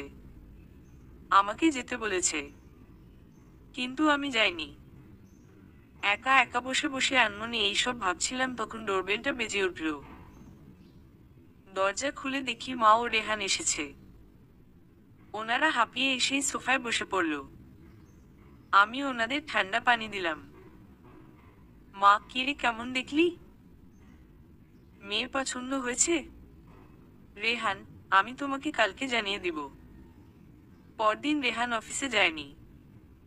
সকালে নাস্তাও করতে আসেনি। তাই আমি তার ঘরে নাস্তা দিতে গেছিলাম। আমাকে দেখে সে কোনো কথা বলেনি। আমাকে দেখে এড়িয়ে অন্যদিকে চলে যায়। তাই আমিও আর কিছু না বলেই চলে আসি। বিকেল দিকে ডোরবেল বাজলে দরজা খুলে আমি হতভম্ব হয়ে যাই। স্বপন এসেছে। মা স্বপনকে দেখেই রেগে যায়। মা, এই ছেলে, তুমি এখানে কেন? কেন এসেছো এখানে? বেরিয়ে যাও। এক্ষুনি বেরিয়ে যাও আমার বাড়ি থেকে। স্বপন, আন্টি, আমি রিবার সাথে একটু কথা বলতে চাই। রিবা, প্লিজ আমার কথাটা একটু শোনো। আমার মনটা অনেক বেশি খারাপ ছিল, তাই আমি স্বপনের সাথে অযথা রাগ দেখিয়ে ঝামেলা করে নিজের মনটা আরো খারাপ করতে চাই না। তাই তাকে বিদায় করার জন্য একটু শান্তভাবেই স্বপনকে বললাম, রিবা, দেখুন, আপনি এখান থেকে চলে যান। আপনার সাথে আমার আর কোনো কথা বলার নেই। আমি চাই না আপনার সাথে কোনো রকম কথা বলতে। তাই বারবার আমাকে বিরক্ত করা বন্ধ করুন। রেহান উপর থেকে মায়ের চেঁচানোর আওয়াজ পেয়েছিল। আমার কথার মাঝেই সে নিচে এসে দেখে আমি স্বপনের সাথে কথা বলছি। স্বপন আমার সামনে হাঁটু গেড়ে বসে আমার হাত ধরে। স্বপন, রিবা, প্লিজ আমাকে ক্ষমা করে দাও। প্লিজ তুমি আমার কাছে ফিরে আসো। আমি তোমাকে হারিয়ে বুঝতে পেরেছি আমি অনেক বড় ভুল। স্বপনের কথা শেষ না হতেই স্বপন মাটিতে লুটিয়ে পড়ল। কারণ রেহান স্বপনকে লাথি দিয়ে ফেলে দিছে। রেহান, তুই আবার ওকে ছুঁয়েছিস? তোকে বলিনি ওর থেকে দূরে থাকতে? তাহলে তুই আবার কোন সাহসে এখানে এসেছিস? রেহান কথাগুলো বলছে আর স্বপনকে অনেক মারধর করছে। আমি আর মা রেহানকে টেনে স্বপনকে ছাড়লাম। রিবা, রেহান থামুন। কি করছেন এইসব? স্বপন, আপনি এখন এখান থেকে চলে যান। আর ভালো করে শুনে রাখুন, আপনার সাথে আমার আর কোনো সম্পর্ক নেই। তাই আপনি যদি আমাকে বারবার এইভাবে বিরক্ত করেন তাহলে আমি আপনাকে ছেড়ে কথা বলবো না। সোজা পুলিশ ডেকে আপনাকে ধরিয়ে দিব। এরপর স্বপন সেখান থেকে চলে গেল। আমি রেহানার সামনে গিয়ে রেগে ওনাকে বললাম, রিবা, কি হয়েছে আপনার? আবার কেন শুধু শুধু তাকে মারতে গেলেন? আমি তো কথা বলে বিষয়টা সামলে নিতাম। আমার কথায় রেহান অনেক রেগে গেল আর রাগে উনি চিৎকার করে আমাকে ধমক দিয়ে বলল, রেহান, কেন তাকে মারাতে কি তোমার কষ্ট হচ্ছে? দরদ লাগছে তার জন্য? কি দরকার ছিল ওর সাথে এত সুন্দর করে কথা বলার? ওই ছেলে তোমার গায়ে হাত দিচ্ছিল আর তুমি তাকে কিছুই বলছিলেন না। আবার বোঝো, কথা বলে সামলে নিতে। রেহানকে এত রাগী অবস্থায় দেখতে অনেক ভয়ঙ্কর লাগছিল। তাই আমি মাথা নিচু করে বললাম, রিবা, আমি চাইছিলাম না আর কোনো ঝামেলা হোক। তাই শুধু তাকে বুঝিয়ে পাঠিয়ে দিতাম তাই। রেহান আমাকে আর কিছু না বলেই রেগে ভেতরে চলে গেল। রাতে খাবার টেবিলে বসে রেহান ঠিকমতো খাচ্ছিল না, শুধু ভাত নিয়ে বসে আছে। রেহান, মা, আমি তো বলেছিলাম যে আজ আমি আমার সিদ্ধান্ত জানাবো। মা, হুম বলো। রেহান, আমি যদি বলি মেয়ে পছন্দ হয়েছে, মা, কি তুই রাজি? রেহান, মেয়ে কি তোমার পছন্দ হয়েছে? মা, হ্যাঁ, মেয়ে তো ভালোই। পছন্দ হবে না কেন? কিন্তু তুই ভেবে বলছিস? রেহান, হ্যাঁ, ওনাদের বলে দিও আমি রাজি। বিয়ে করতে আমার কোনো আপত্তি নেই। রেহানের কথাগুলি শুনে মনে হলো কলিজাটাকে টান দিয়ে কেউ ছিঁড়ে ফেলল। বুকের বা পাশে চিনচিন করে ব্যথা অনুভব করছি। নিজেকে অনেক অসহায় মনে হচ্ছে। তাই পানি আনার বাহানা করে উঠে রান্নাঘরে চলে গেলাম। রাত প্রায় 12টা। ছাদের এক কোণে বসে আছি আর ভাবছি জীবনে কেন এত কষ্ট পেতে হচ্ছে। কি দোষ আমার? আজ মনে পড়ছে জীবনের সকল কষ্টের মুহূর্তগুলির কথা। ছোট থেকেই সৎ মায়ের কাছে কত কষ্ট করে বড় হয়েছি। জীবনে যাকে কোনো এক সময় নিজের জীবনের থেকেও বেশি ভালোবাসতাম, আজ তাকে সব থেকে বেশি ঘৃণা করি। জীবনে কঠিন এক মুহূর্তে যাকে অনেক আপন মনে হয়েছে, যাকে না চাইতেও ভালোবেসে ফেলেছি, তাকে নিজের চোখের সামনে অন্য কারোর হতে দেখতে হবে। নিজেকে যেন অন্য কোনো দুনিয়ার কেউ মনে হচ্ছে, যে এই দুনিয়াতে কারো ভালোবাসা পাওয়ার যোগ্য না। চোখ ফুলে লাল হয়ে গেছে কাঁদতে কাঁদতে, তবুও যেন চোখে জল শেষ হয় না। চিৎকার করে কাঁদতে ইচ্ছা করছে, কিন্তু তা তো সম্ভব না। তাই হাত দিয়ে মুখ চেপে ধরে ফুপিয়ে ফুপিয়ে কান্না করছি। রেহান, এখন কান্না করছো কেন? আমি বিয়ে করেছি বলে? সামনে তাকিয়ে দেখি রেহান আমার সামনে দাঁড়িয়ে আছে। আমি তাকে দেখে কোনো কথা না বলে সেখান থেকে চলে যাওয়ার জন্য পা বাড়ালেই রেহান পেছনে থেকে আমার হাত টেনে ধরে। উনি আমার সামনে এসে দাঁড়িয়ে বলে, রেহান, কাঁদতে কাঁদতে তো চোখ মুখ পুরো ফুলিয়ে লাল করে ফেলেছো। তো বলছি, এখন কেন কান্না করছো? আজ তোমার এক্সকে মেরেছি সেই কষ্টে। নাকি আমি বিয়ে করছি বলে? কোনটা? রিবা, ছাড়ুন আমাকে, আমি ঘরে যাব। রেহান, ছেড়েই তো দিয়েছি। আম্মু কেউ বলে দিছি মেয়ে পছন্দ হয়েছে। কিছুদিন পর বিয়ে হয়ে গেলে তো আর তোমার দিকে তাকাবো না। বউ নিয়ে সুখী সংসার করব। তাই ভাবলাম শেষবারের মতো না হয় জিজ্ঞেস করি এই কান্নার কারণ কি। রেহানের কথায় যেন কষ্টটা আরো বেশি হচ্ছে, তাই তাকে পাশ কাটিয়ে চলে যাচ্ছিলাম।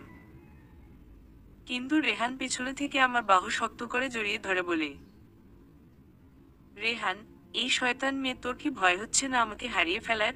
এত নিষ্ঠুর হয়ে কিভাবে আছিস? আমি তোর সামনে অন্য একজনের হয়ে যাব, তুই দেখতে পারবি সেটা? নাকি আমাকে সারা জীবনের মতো হারিয়ে ফেললে তুই খুশি হবি? রেহানের কথায় এবার আমি আর নিজেকে ধরে রাখতে পারলাম না। শব্দ করেই কেঁদে ফেলি। রেহান আমাকে নিজের দিকে ঘোরালো। আমি মাথা নিচু করে কাঁদছি। ও আমার থুতনি ধরে আমার মুখটা উঠিয়ে বলল, রেহান, আই লাভ ইউ। আর কিভাবে বুঝাবো? আমি তোকে ছাড়া থাকতে পারবো না। আমি সাথে সাথেই রেহানকে জড়িয়ে ধরে চিৎকার করে কান্না করে দিই। হঠাৎ করেই খুব জোরে বৃষ্টি পড়তে শুরু করলো। আজ যেন আমার সাথে আকাশও কান্না করছে। আমি রেহানের গলা জড়িয়ে ধরে কাঁদছি, আর রেহানও আমাকে অনেক শক্ত করে ধরে রেখেছে। কাঁদতে কাঁদতে দুজনেই হাঁটু গেড়ে মাটিতে বসে পড়ি। রেহান আমার মাথায় হাত বুলিয়ে দিচ্ছে। কিছুক্ষণ পর আমার কান্না থামলে রেহান আমার কপালে আলতোভাবে চুমু খেয়ে আমার গালে হাত দিয়ে বলে, রেহান, এতই যখন ভালোবাসো তাহলে কেন বারবার দূরে সরিয়ে দিচ্ছ? কেন এইভাবে কষ্ট দিচ্ছ আমাকে?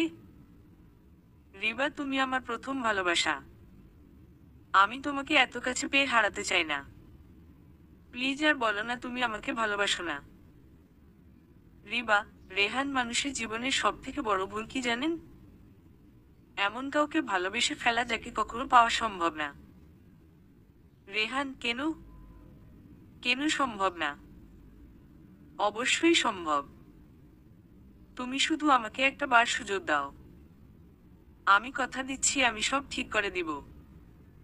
তোমাকে চিন্তা করতে হবে না। রিবা, না না রেহান, না। আমি আমার জীবনে অনেক আগেই আমার মাকে হারিয়েছি। এরপর কখনো কেউ আমাকে এমন ভালোবাসা দিতে পারেনি। যেই ভালোবাসা আমি আপনার মায়ের থেকে পেয়েছি।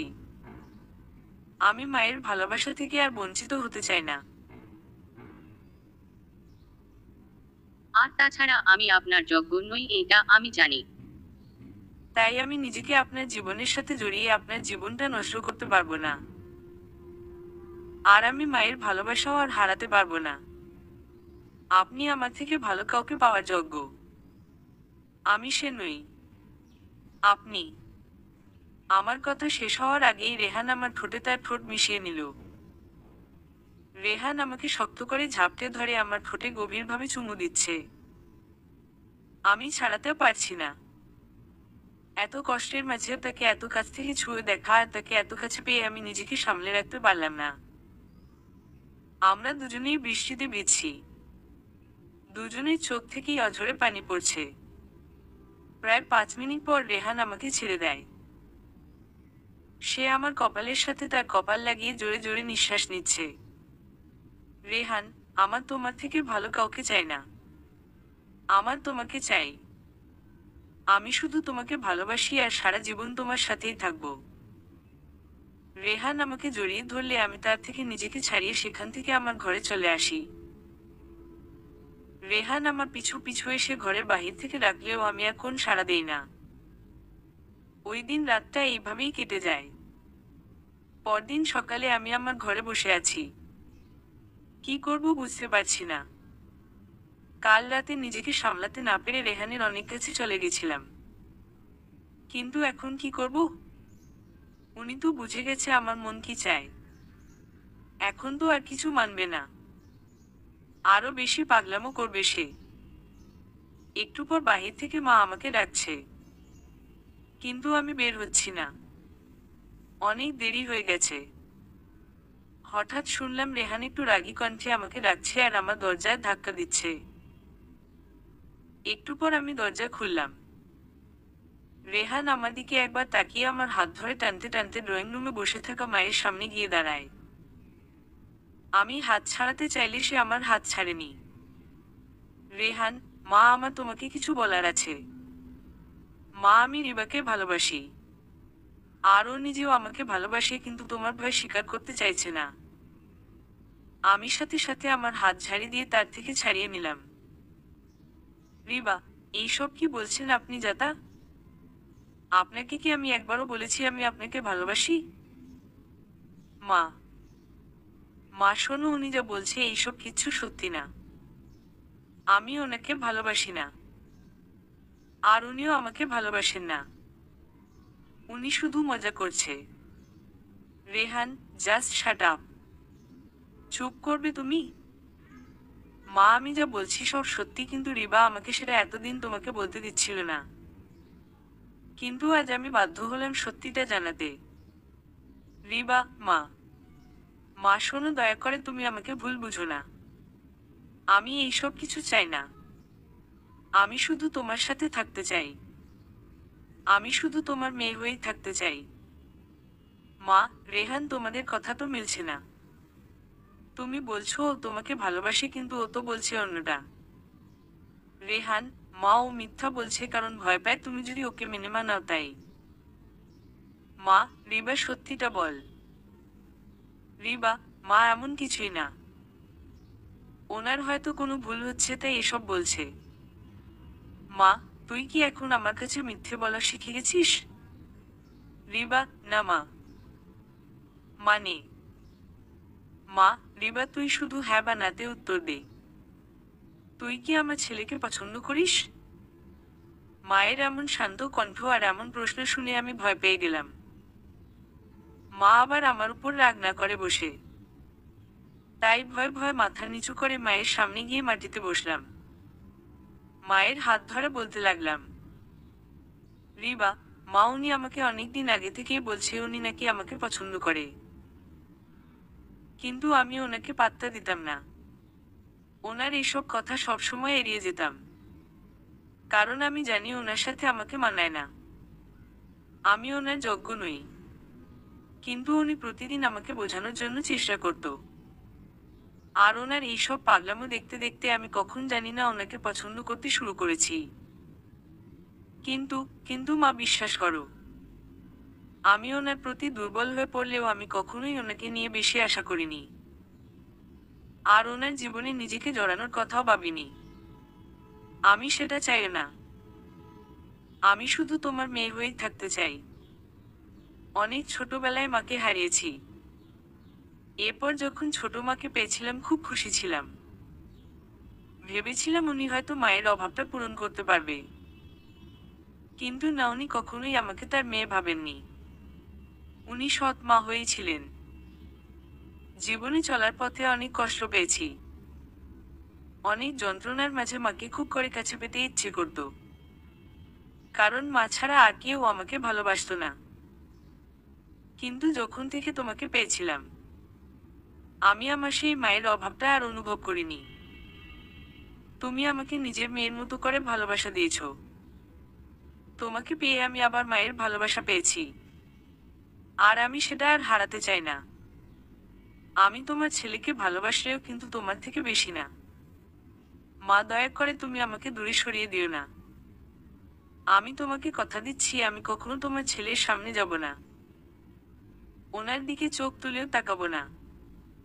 কিন্তু তুমি আমার থেকে দূরে চলে যেও না। কথাগুলো বলছিলাম আর অনেক কান্না করছিলাম।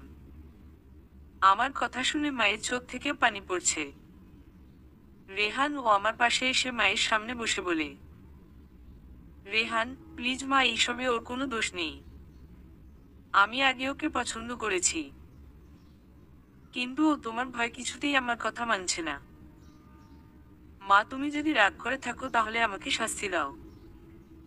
কিন্তু প্লিজ আমাদের মেনে নাও। প্লিজ মা।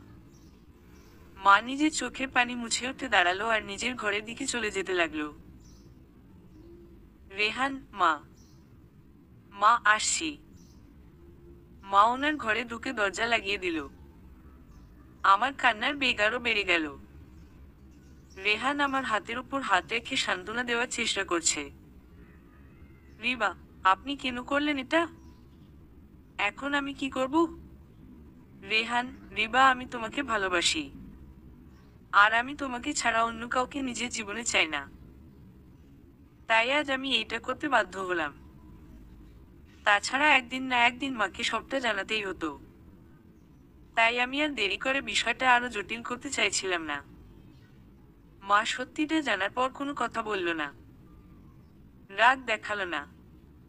চুপচাপ ওনার ঘরে গিয়ে দরজাটা বন্ধ করে দিয়েছে। মা হঠাৎ কেন এমন করলো বুঝলাম না। অনেক ভয় করছে। আমি আর রেহান মাকে কয়েকবার ডেকেছি, তবুও মা বের হচ্ছে না। একটু পর মা ঘর থেকে বেরিয়ে আমাদের সামনে এলো। রেহান, কি হলো মা, তুমি এতক্ষণ ঘরে কি করছিলে? মা, ওই দিন যে মেয়েকে দেখতে গিয়েছিলাম তার মায়ের সাথে কথা বলছিলাম। রেহান, মা, তুমি সব জানার পরও তাদের সাথে কথা বলেছো? মা, বিয়ে ভাঙার কথা বলছিলাম।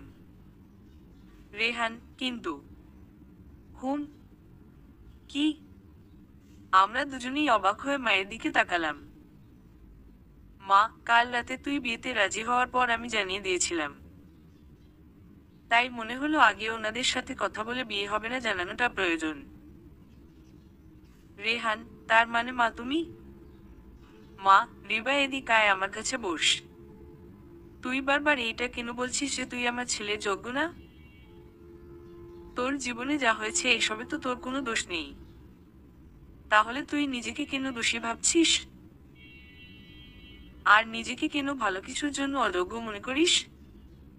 কে বলেছে তুই এ বাড়ির বউ হবার যোগ্য না? তুই আমাকে নিজের মা ভেবে আমাকে যেভাবে ভালোবেসে যত্ন করিস, অন্য কোনো মেয়ে কি তা করবে? তুই যদি রেহানের বউ হোস, আমার থেকে বেশি খুশি কি কেউ হবে নাকি? রিবা, মা, তার মানে তুমি রাগ করনি আমার উপর? মা, শোনো মেয়ের কথা। আমার এত কথার পর তোর সন্দেহ আছে? যেদিন রাতে তোরা দুজনে এই সবের জন্য ঝগড়া করছিল তোর ঘরে, আমি তো সেদিনই জেনে গেছিলাম তোদের মাঝে কিছু একটা আছে। কিন্তু তোরা নিজেরা এইটা নিয়ে দ্বন্দ্বের মাঝে ছিলি, তাই আমি আর কিছু বলিনি। ভেবেছি আগে তোদের নিজেদের মধ্যে বোঝাপড়া হয়ে গেলে তারপর না হয় আমি এ বিষয়ে কথা বলবো। কিন্তু কাল রেহান বিয়েতে রাজি হওয়া কিভাবে কি করব বুঝতে পারছিলাম না। রেহান, মা, তার মানে তুমি আমাদের মেনে নিয়েছো? মা আর কিছু না বলে হেসে আমাকে জড়িয়ে ধরল। রেহান ও খুশি হয়ে আমাকে আর মাকে জড়িয়ে ধরে। সেদিন আমরা সবাই খুব খুশি ছিলাম। আর রেহানের খুশির কথা না হয় নাই বলি, কিন্তু কেন জানি না রেহান সারাক্ষণ খুশিতে লাফালাফি করলেও আমার সাথে সেটা বেশি প্রকাশ করছে না। আমার সাথে একটু রাগী রাগী ভাব নিয়ে গেছে। হয়তো আবার কোনো নতুন পাগলামি করার প্ল্যান করছেন, তাই আমি বেশি পাত্তা দিলাম না। আর মাত্র 1 সপ্তাহ পর আমাদের বিয়ের তারিখ ঠিক করা হয়েছে। মা অনেক খুশি ছিলেন, তাই বেশি দেরি করতে চাইছেন না। ইতিমধ্যেই অনেক আত্মীয় স্বজনদের দাওয়াত করা হয়ে গেছে। রাতে খাওয়া দাওয়া শেষে মা ঘুমিয়ে পড়লে রেহান আমার ঘরে আসে। রিবা, একে আপনি এত রাতে এখানে কেন? রেহানকে দেখে বোঝাই যাচ্ছিল সে রেগে আছে। সে আমার প্রশ্নের কোনো উত্তর না দিয়েই আমার কাছে রাগ এসে দাঁড়ালো। হঠাৎই উনি আমার ঠোঁটে একটা কামড় বসিয়ে দিল। বেশ ভালোই ব্যথা পেয়েছি। আমি ব্যথায় কুকিয়ে উঠলে রেহান ছেড়ে দেয়। রিবা, রেহান, কি করলেন আপনি? আর কেনই বা করলেন? রেহান, ইচ্ছে করেই করেছি। নিজের রাগ কন্ট্রোল করতে পারছি না, তাই প্রতিশোধটা নিলাম। রিবা, কি প্রতিশোধ? কিসের প্রতিশোধ আর কেন? কি করেছি আমি? রেহান, কি করেছো সেটা না হয় এখন না জানলে। এটা বলেই রেহান রেগে বেরিয়ে গেল ঘর থেকে। আমি কিছুই বুঝলাম না, তাই ভাবতে লাগলাম আমি আবার কোন ভুলটা করে ফেললাম। 1 সপ্তাহ পর আজ আমাদের বিয়ে, কিন্তু আমার মন যে খুব ভালো এইটা বলা মুশকিল, কারণ রেহান এখনো আমার উপর রেগে আছে। আর আমি এখনো তার রাগের কারণটাই জানি না। এই 1 সপ্তাহে রেহান আমার সাথে সবসময় রাগী ভাব নিয়ে কথা বলেছে। আমার কোনো সমস্যা হলে সেটা সমাধান করে দিচ্ছে, কখন কি লাগবে সেটা এনে দিচ্ছে, আমার অনেক যত্ন করছে, খেয়াল রাখছে, আবার সকলের সামনে স্বাভাবিক থাকার চেষ্টাও করছে। কিন্তু তবুও আমি বুঝতে পারছিলাম সে আমার উপর রাগ করে আছে। বিয়ের জন্য বাড়ি ভরা মেহমান, তাই তার সাথে এ বিষয়ে কথাও বলতে পারিনি। একটু পর কাজে এসে আমাদের বিয়ে পড়ায়। সারাদিন শেষে আমাকে সাজিয়ে বসিয়ে রেখেছে রেহানের ঘরে। প্রায় রাত 11:30টার দিকে রেহান ঘরে আসে। আমি তাকে দেখেই একটু নড়ে চড়ে বসি। রেহান আমার সামনে এসে আমার ঘোমটাটা সরিয়ে আমার দিকে চেয়ে আছে। কি মায়াবী চেহারা! উনি এখন কত সুন্দরভাবে মায়া ভরা চোখ নিয়ে দেখছে আমায়। তাকে এভাবে দেখে মনে পড়ে গেল গত 1 সপ্তাহে উনি আমাকে কত কষ্ট দিয়েছে। একবারও আমার দিকে হাসি মুখে তাকাননি। চোখ থেকে এক ফোঁটা জল গড়িয়ে পড়ল আমার। রেহান, এই কি হলো, তুমি কান্না করছো কেন? আমি সাথে সাথেই তাকে জড়িয়ে ধরি। রিবা, আপনি কি আমাকে বলবেন আপনি কেন এমন করছেন আমার সাথে? আমার সাথে ঠিক মতো কথা বলছেন না। আগের মতো আমার কাছে আসেন না। আপনি জানেন আমার কত কষ্ট হচ্ছে। রেহান, কেন? তুমি তো আমাকে এতটাও ভালোবাসো না যে তোমার কষ্ট হবে। তুমি তো আমাকে ছাড়াও থাকতে পারবে।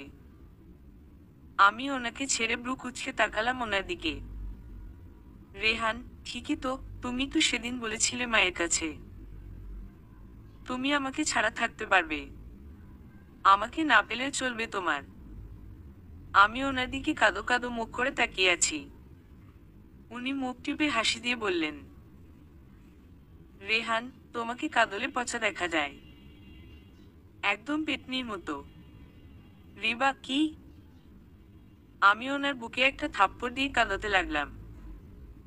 রিবা, আমি আপনাকে ভালোবাসি, কিন্তু আমি চাইনি মা আমাকে ভুল বুঝুক, তাই বলেছিলাম। এই জন্য আপনি আমাকে এমনভাবে দূরে সরিয়ে দিবেন? আবার বলছেন আমাকে কাঁদলে পেতনির মতো লাগে। আপনি জানেন এই কদিন আমার কত কষ্ট হয়েছে। রেহান, কি কি বললে তুমি? তুমি আমাকে? রিবা, আমি ভালোবাসি আপনাকে, আর আপনি বলছেন আমি পেতনির মতো দেখতে। এরপর রেহান আমার চোখে জল মুখে আমাকে জড়িয়ে ধরে। রেহান, আরে বোকা, এটা তো আমি মজা করে বলেছি। তোমাকে কাঁদলে অনেক মায়াবী লাগে। প্রথম যেদিন তোমাকে তোমার ঘরে চিৎকার করে কাঁদাতে দেখছিলাম, সেদিন থেকেই তোমার প্রতি একটা দুর্বলতা কাজ করে আমার। তুমি কাঁদলে আমার বুকটা কেঁপে ওঠে। এই 1 মিনিট আমি কথায় কথায় আমার প্রতিশোধ নিতে তো ভুলেই গেছি। রিবা, কি আবার? এবার কি শাস্তি দিবেন? সেদিন কামড় দিলেন, তার উপর আবার এতদিন কথা বলেননি। আর কত? এরপর রেহান একটা ডেবিল হাসি দিয়ে আমাকে ধাক্কা দিয়ে বিছানায় ফেলে দিল, আর আমার হাত বিছানার সাথে চেপে ধরল। আমার কপালে ভালোবাসার এক উষ্ণ পরশ দিয়ে বলল, রেহান, চিন্তা করো না, আজ এমন শাস্তি দিব যেটা তুমি নিজেও পছন্দ করবে। পরদিন আমাদের বৌভাত অনুষ্ঠান শেষে বাবা মা আর রিফাতকে বিদায় দিলাম। মা বাবারাও দুদিন এই বাড়িতেই ছিল। মা আমার কাছে ক্ষমা চেয়েছে। বাবা বারবার আমাকে ক্ষমা করার জন্য অনুরোধ করলে আমি আর রাগ করে থাকতে পারিনি। অবশেষে আমার সাথে তাদের সব অভিমান শেষ করে সবকিছু ঠিক করে নিয়েছি। 3 বছর পর। রিবা, রেহান, আপনি কিন্তু ওদের অভ্যেস খারাপ করছেন। মা কিছু বলবে তোমার ছেলেকে? রেহান, কোনো অভ্যেস খারাপ করছি না। আমি কি আমার মেয়েদের কখনো কষ্ট দিব নাকি? আমি রেগে ছিনিয়ে নিলেন রেহানের হাতে থাকা ফোনটা। রিবা, ব্যাস, অনেক হয়েছে। মা তোমার ছেলেকে কিছু বলবে? আর এই মেয়ে দুইটাও হয়েছে একদম বাবার মতো। এইটুকু বয়স এক্ষুনি মোবাইলের প্রতি কি নেশা! এটা কি ভালো নাকি? মা, এই রেহান ঠিকই তো বলছে। তুই তো তোর মেয়েদের অভ্যেস খারাপ করছিস। ওদের কি এখন ফোন নিয়ে খেলার বয়স? রেহান, কি করব, ওদের তো খাওয়াতেই পারছি না। রিবা, খাওয়াতে পারছেন না বলে মোবাইল দেখাবেন? আমি খাওয়াই কিভাবে? একটা দিন বলেছি মেয়েদের খাইয়ে দিতে, উনি লেগেছেন আমার মেয়েদের খারাপ করতে। রাইসা, রাইমা, আম্মুর কাছে আসো, আমি খাইয়ে দিচ্ছি। একদম বায়না করবে না, নইলে কিন্তু মারবো। আমার আর রেহানের দুজন যমজ মেয়ে হয়েছে। নাম রেখেছি রাইসা, রাইমা। এখন ওদের বয়স 1.5 বছর। বিয়ের পর একদিন গ্রামে গেছিলাম, তখন স্বপন আমার কাছে ক্ষমা চেয়েছে। আমি তাকে তার বউয়ের সাথে মানিয়ে সুখে সংসার করতে বলে দিয়েছি। আর এটাও বলেছি আমি কখনোই তাকে ক্ষমা করতে পারবো না। আমার জীবনে এত সুখ লেখা ছিল কখনো ভাবিনি। এখন আমি আমার পরিবার, রেহান, মা আর আমার 2 মেয়েকে নিয়ে নতুন এক সুখের জীবন উপভোগ করছি। এই যেন আমার এক নতুন জন্ম। সমাপ্ত। কিছু কথা। গল্পে দেখানো হয়েছে স্বপন নিজের ভুল বুঝতে পেরে রিবার কাছে ফিরে আসতে চেয়েছে। এইটা শুধু কল্পনায় কিংবা গল্পে মানায়। বাস্তবতা ঠিক তার উল্টো। যদি বাস্তবে ঘটে তাহলে স্বপন কখনো ফিরে আসবে না। এই পৃথিবীতে কেউ কখনো ছেড়ে গেলে আর কখনো ফিরে আসে না। কারণ তার মনের সকল অনুভূতি, ভালোবাসা অনেক আগেই মরে গেছে। যদি ভালোবাসা থাকে সে কখনোই অন্য কারো কাছে যেতে পারতো না। যে তোমাকে একবার ছেড়ে যায়, তাকে ভেবে কষ্ট না পেয়ে সামনে এগিয়ে যাওয়ার হবে বুদ্ধিমানের কাজ। আর তাকে মনে রেখে কষ্ট পাওয়াটা হলো বোকার কাজ।